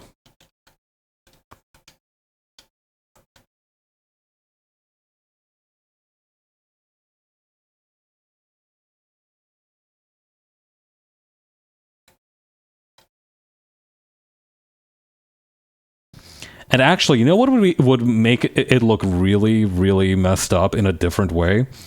Very much going with like the pug look. Completely caved in snout.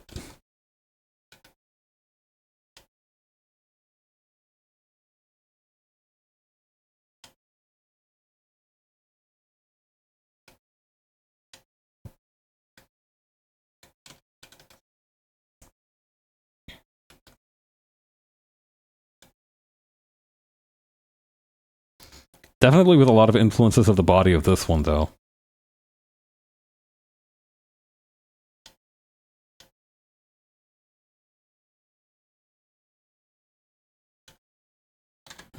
Something like...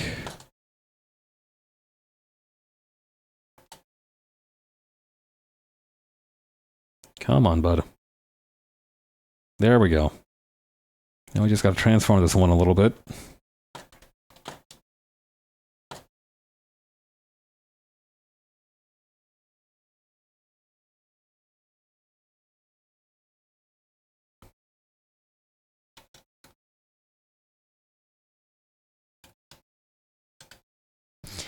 What if we made this one like a little K truck? That might be cute. I should save my work.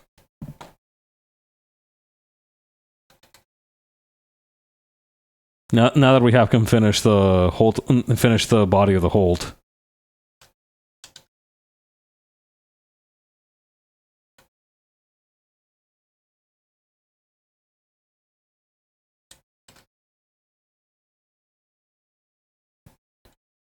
Okay, and then...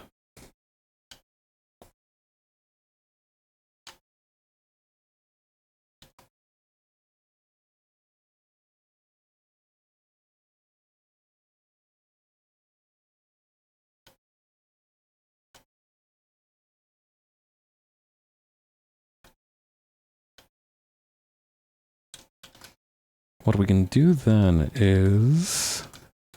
How does this one work, actually? Okay, I think I get it. So maybe...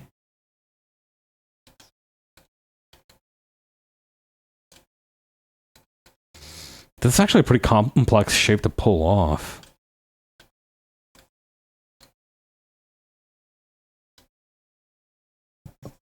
But I think it's because of that it's worth doing.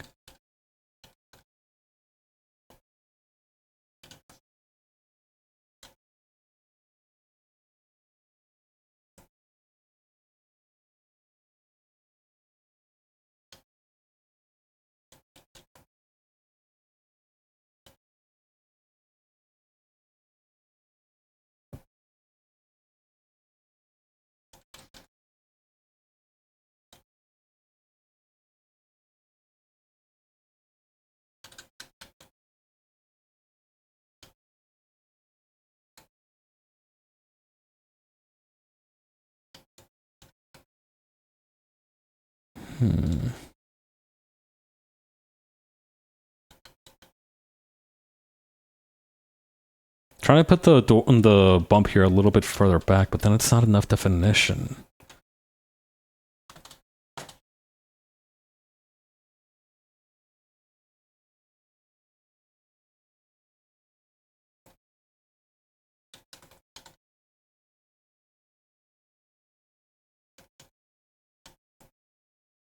Okay, that's gonna flow backwards like that. And you know what? I'm gonna give this one proper rear view mirrors or side mirrors, and they are going to look like tiny Nokias.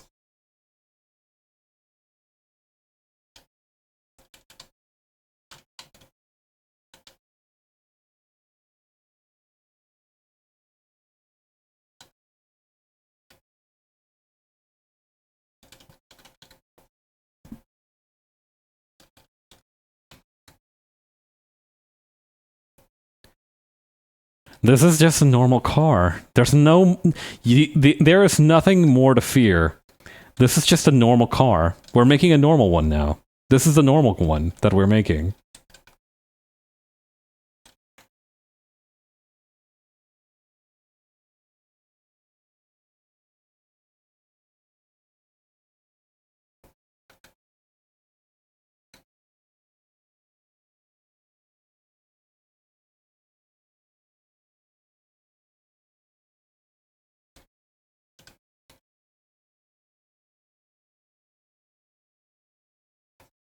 Yeah, doing it normal style.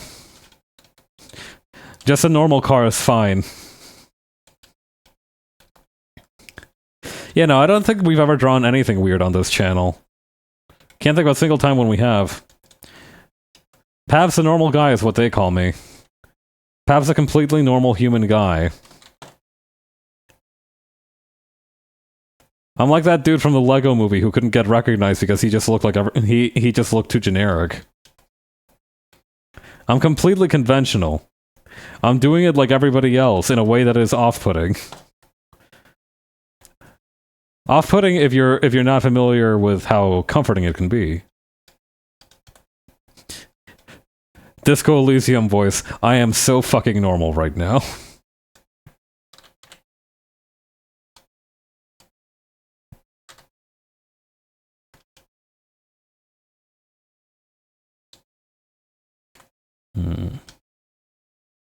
You can never locate a single grain of rice in a field. That's right.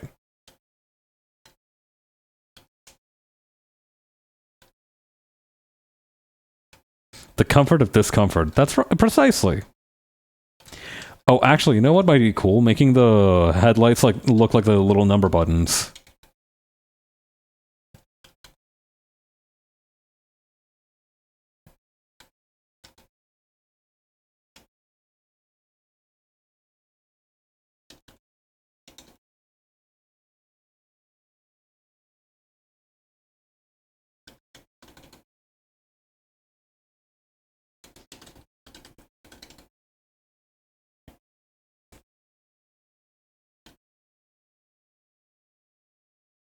God, life is so much easier when you're not trying to create something novel and instead are just making something that is conventional.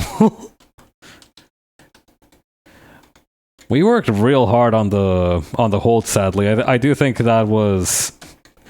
The hold is a masterpiece, but this one's for the culture. This one's for the folks who showed up, were enticed by the word our car version of the Nokia 3310, and were like, you know what?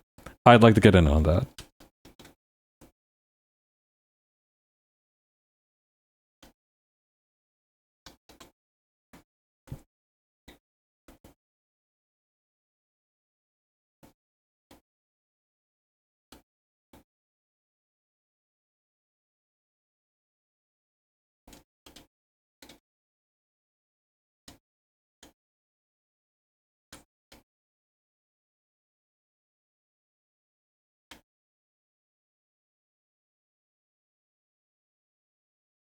I am still going to do like the high up dashboard thing, though. I do kind of like how that looks.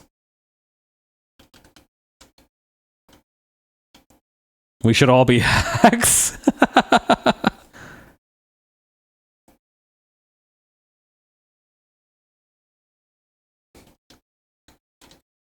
Well, when you're trying to find...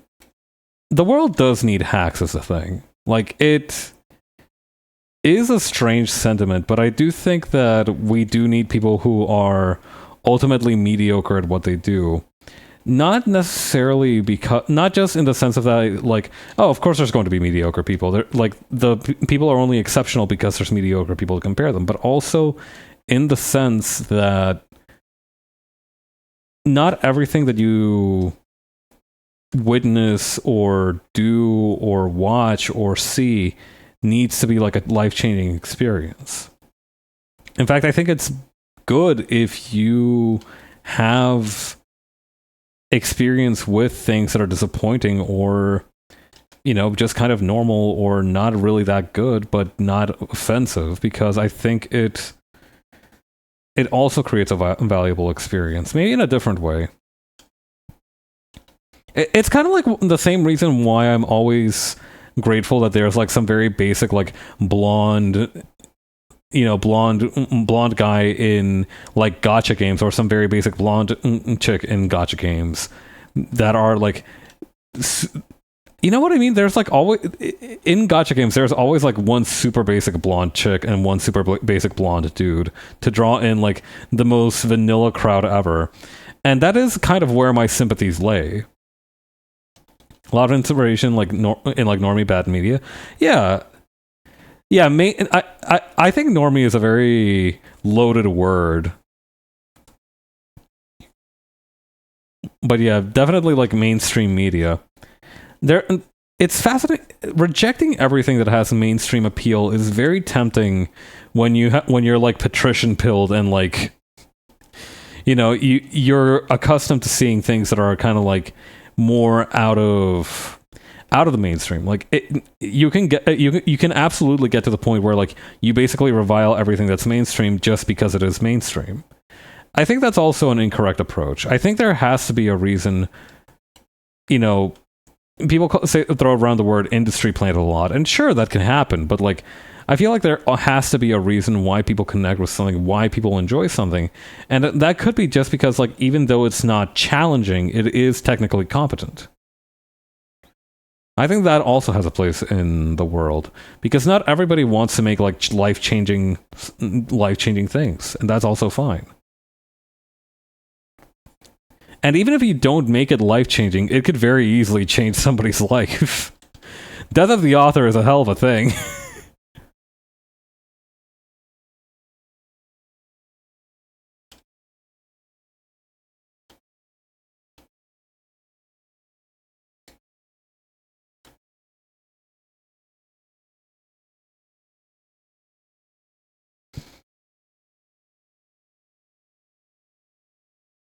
Okay, then putting this over here. Is that gonna work?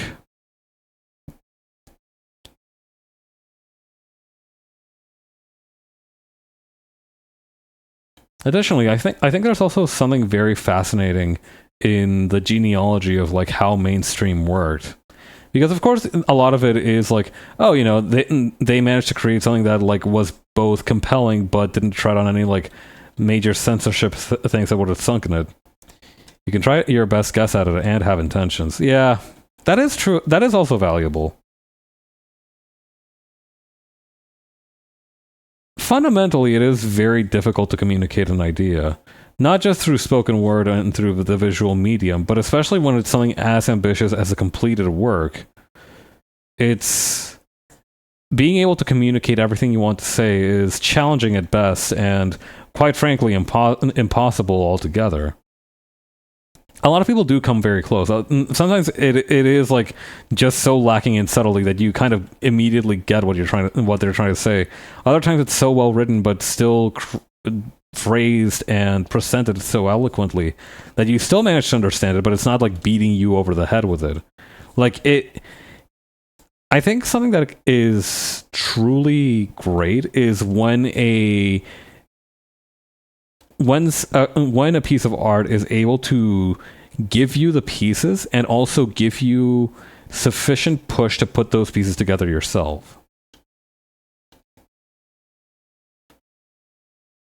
And that's not always a responsibility. No, there's nobody saying that you have to make your art accessible. I do think, however, those are my favorite pieces where it makes me feel smart for kind of like piecing together the author's intention.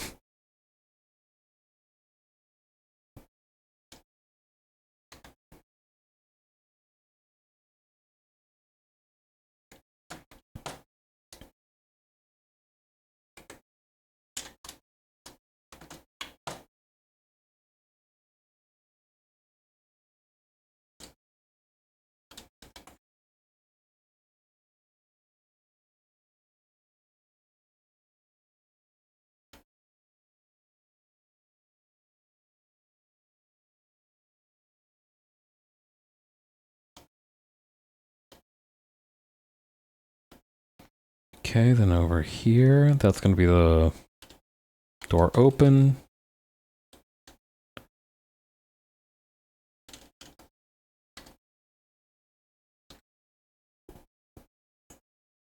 Actually, I need a reference picture of a K truck real quick.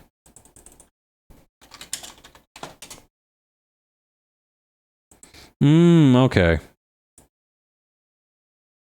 I do think I might have made this thing a little bit too pug-like. Or maybe I got it just right and I can just move the seat back a little bit and that'll communicate sufficiently the spacing of it. Yeah, no, that should be fine. There's plenty of room. There's plenty of room.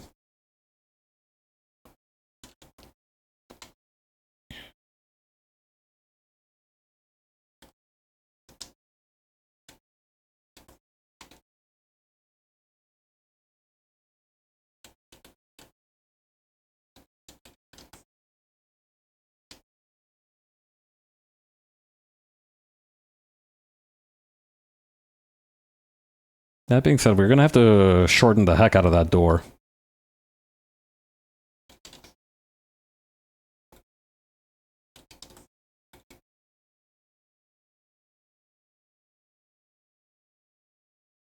I'm back. What I missed? We're working on the actual... Oh, hang on. Let me show you the finalized threefold death.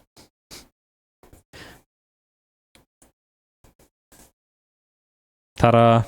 Actually, you know what? There is one more thing that's bugging me about the threefold death. I have to add a light to the middle. Otherwise, it just won't feel complete.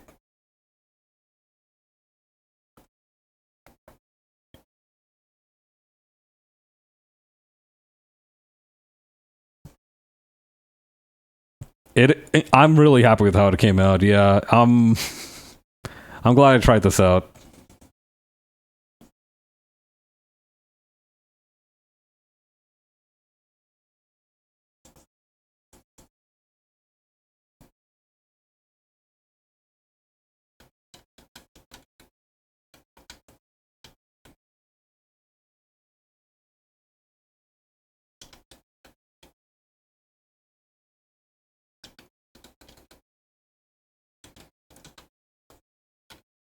Okay, then over here, just circle this around.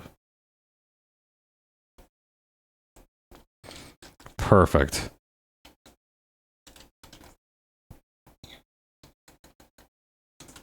It kind of looks like an Unknown.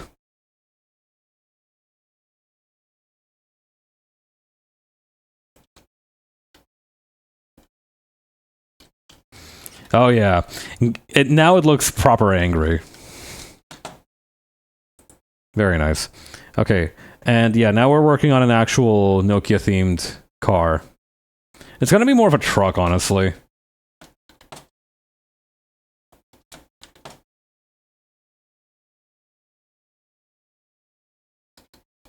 Right now I'm just figuring out the logistics of the wheels.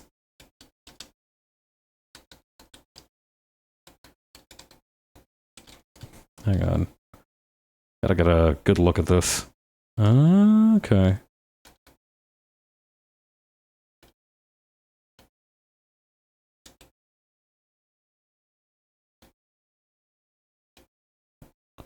The safest, sturdiest motherfucker of a truck. That's right. Oh god, I forgot to report this while I was, like, talking about random stuff. I was utterly disgusted to find the other day that an actual Cybertruck had parked outside my apartment building.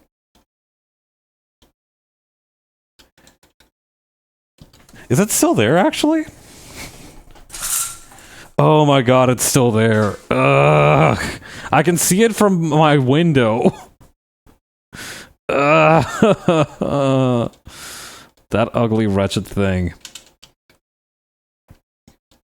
It's the only Cybertruck that I've seen in this entire fucking town, and it's parked outside my apartment building. This is some kind of cruel joke.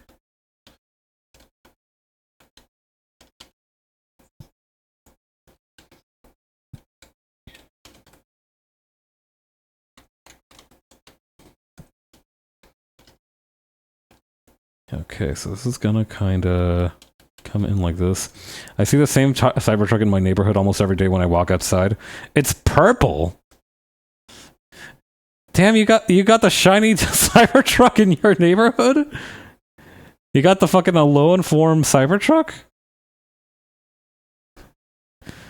But yeah, no, I am absolutely fighting some demons right now.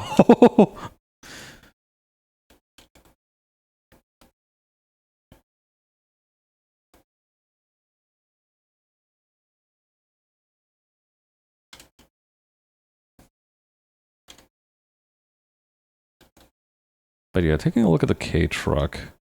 Ah, okay.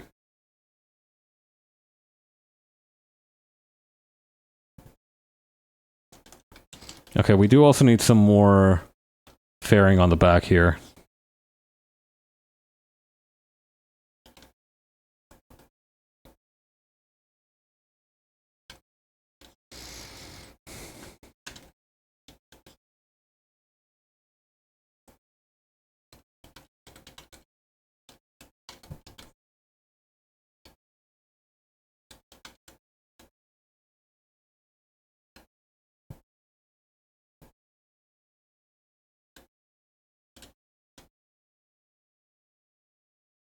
Okay, and this is gonna kind of extend like this.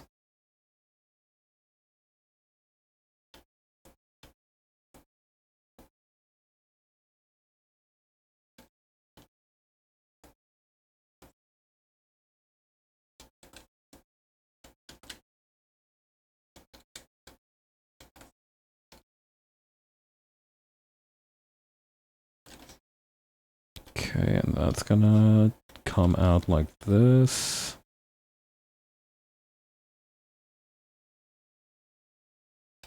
We need to shrink this.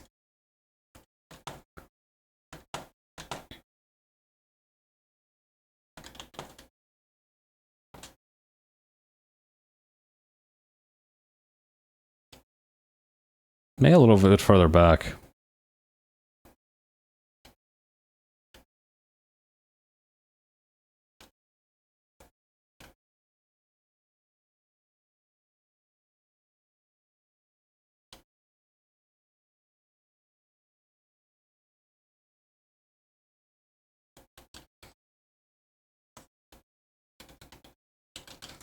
This one is very interesting because it's kind of coming out like this. Okay, and then it kind of slopes downward, like so.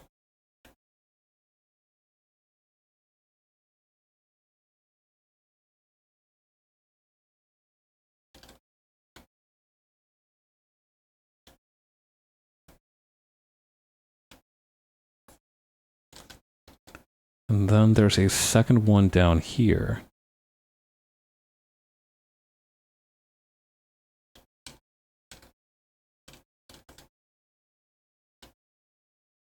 Perfect.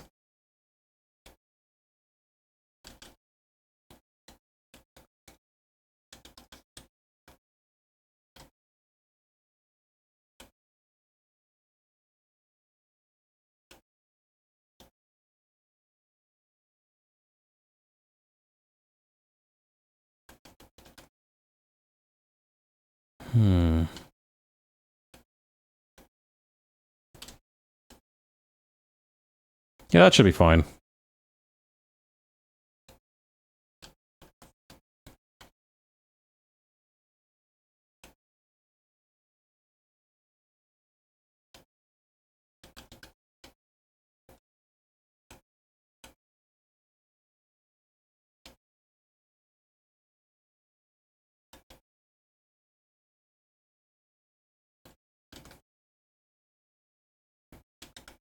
Very nice.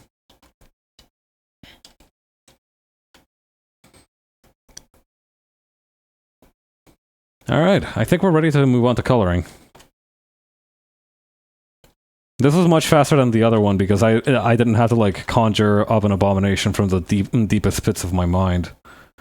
An abomination, which all things considered, is actually pretty cute.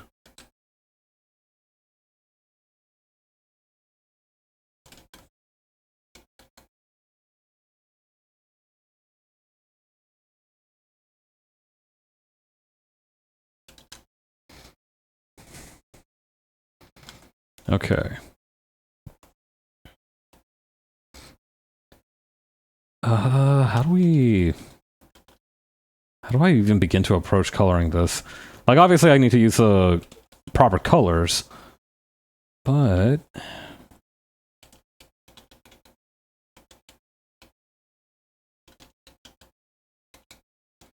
Okay, let's start with this.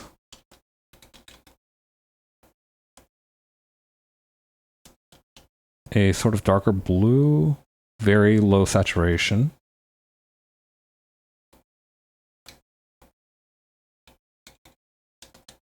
Okay, I'm liking that so far. Not as much a fan of that. What the heck is wrong with that? Maybe... Oh shoot, I'm painting on the drawing layer. Let's not do that.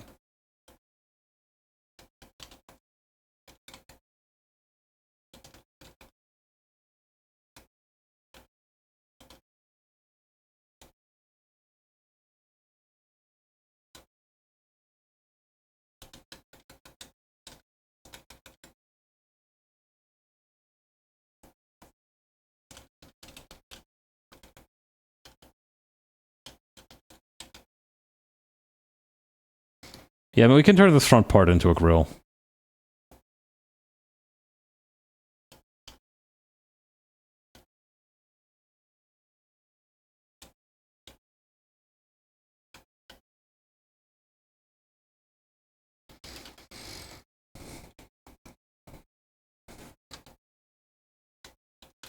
Okay, let's patch this part, and then...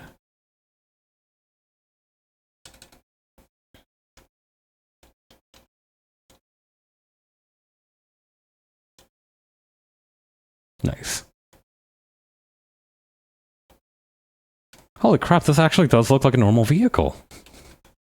I keep being impressed by that. Why? I think the hold really did something to my psyche. Developing such a powerful weapon.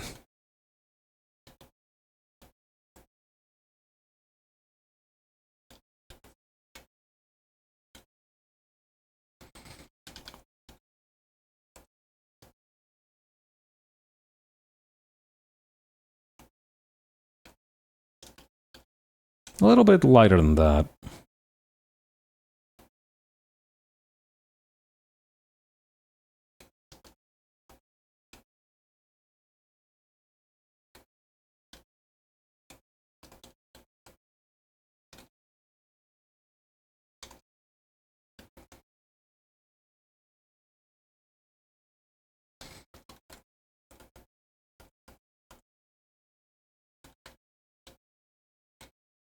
Okay, then here and here.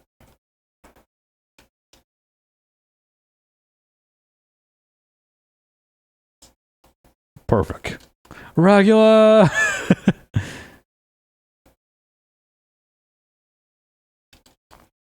Okay, so let's add...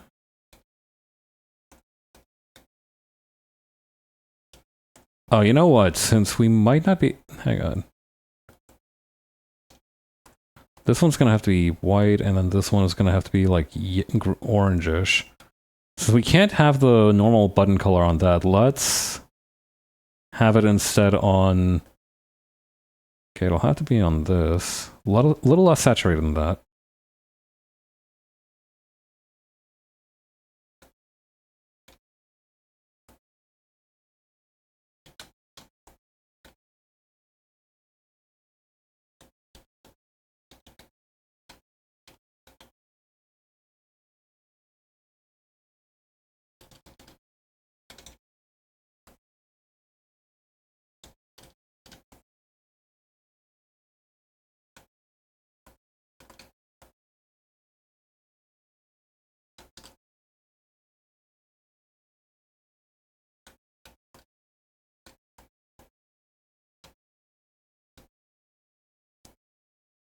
Okay, I might just go back and redo this bit here.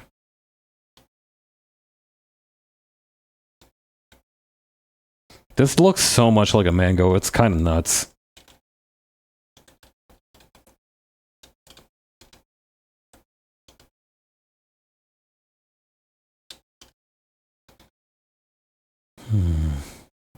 The readability of it is a little... I don't know, something about it doesn't look too Nokia-like just yet. But we've still got plenty of room for improvement.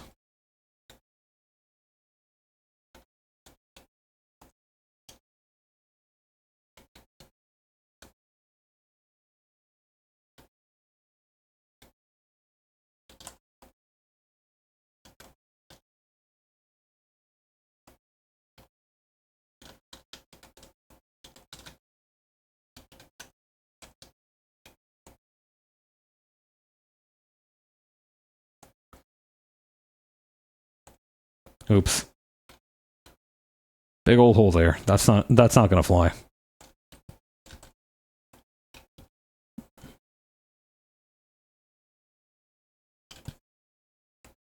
I was so excited to add this little, like, inward flange thingy, but I don't think it looks very good. I'm gonna shear it off.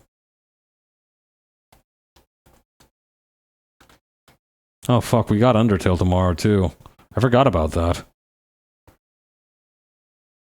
Or Deltarune. We got Deltarune tomorrow. Undertale's done. We don't have Undertale ever again. Deltarune is... We got Deltarune tomorrow, though, for sure.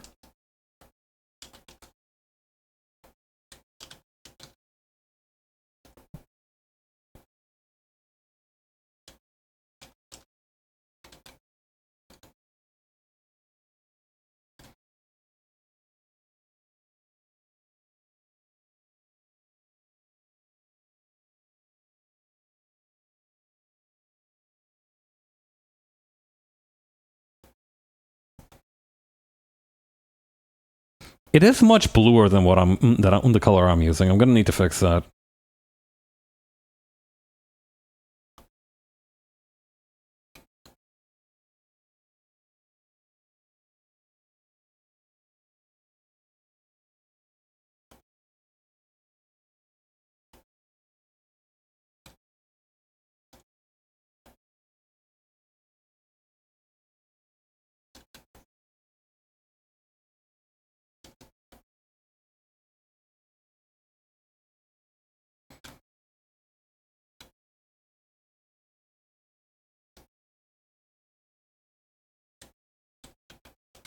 Should I also just make this part silver?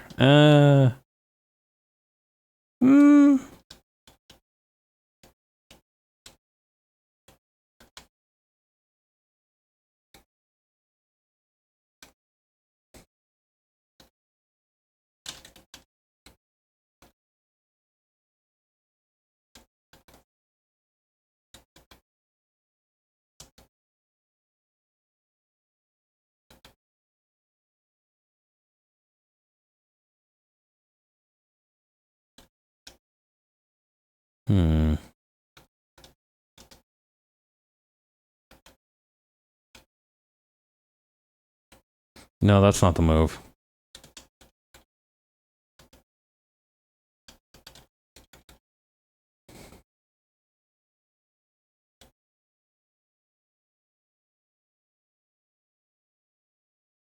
Fuck it, I'm just gonna make the entire interior green. Tinted window laws be damned.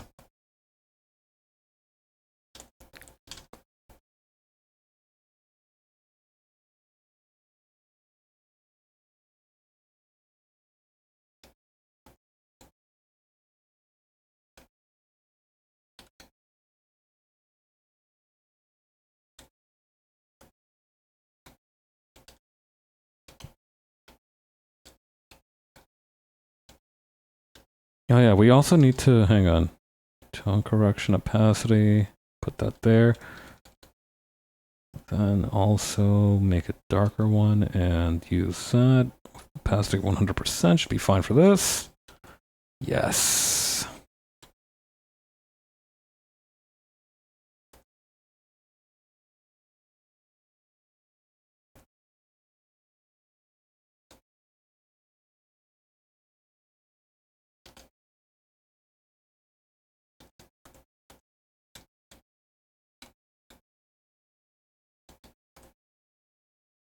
Maybe just a slightly darker color back here. And we can also use that for the window here. I think we've got quite the invention on our hands.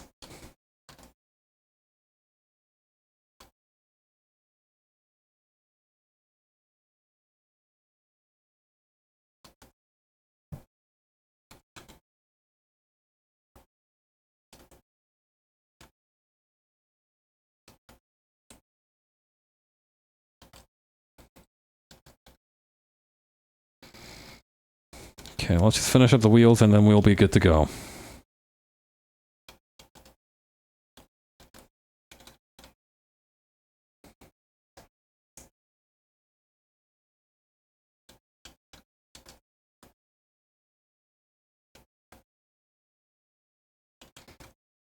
Actually, let's give it a funny license plate number as a final touch. How about... Snake... that just looks like I'm using SNK. Whatever. That's fine. Snake... 3310.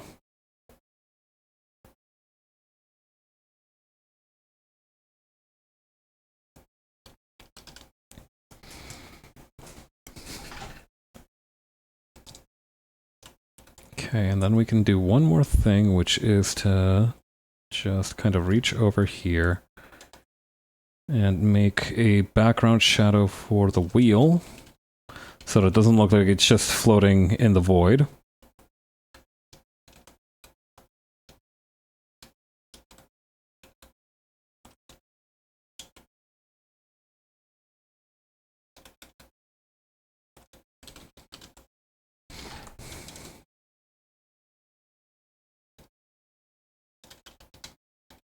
Not bad. Not bad at all.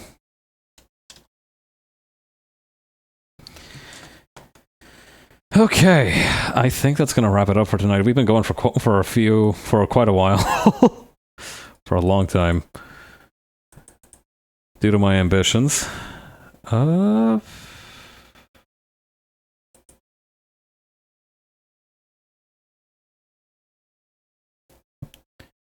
Let's go raid Tommy online. She's apparently playing Minecraft, and I really like her model. She's a very cool Gyaru-themed VTuber. So I'm gonna send you all over her way. In the meantime, I hope you all have a great rest of your day. I hope great rest of your week. Honestly, we're only getting started, but I got the feeling it's gonna be a tough one. But yeah, hang in there, and I'll see you all later. Bye.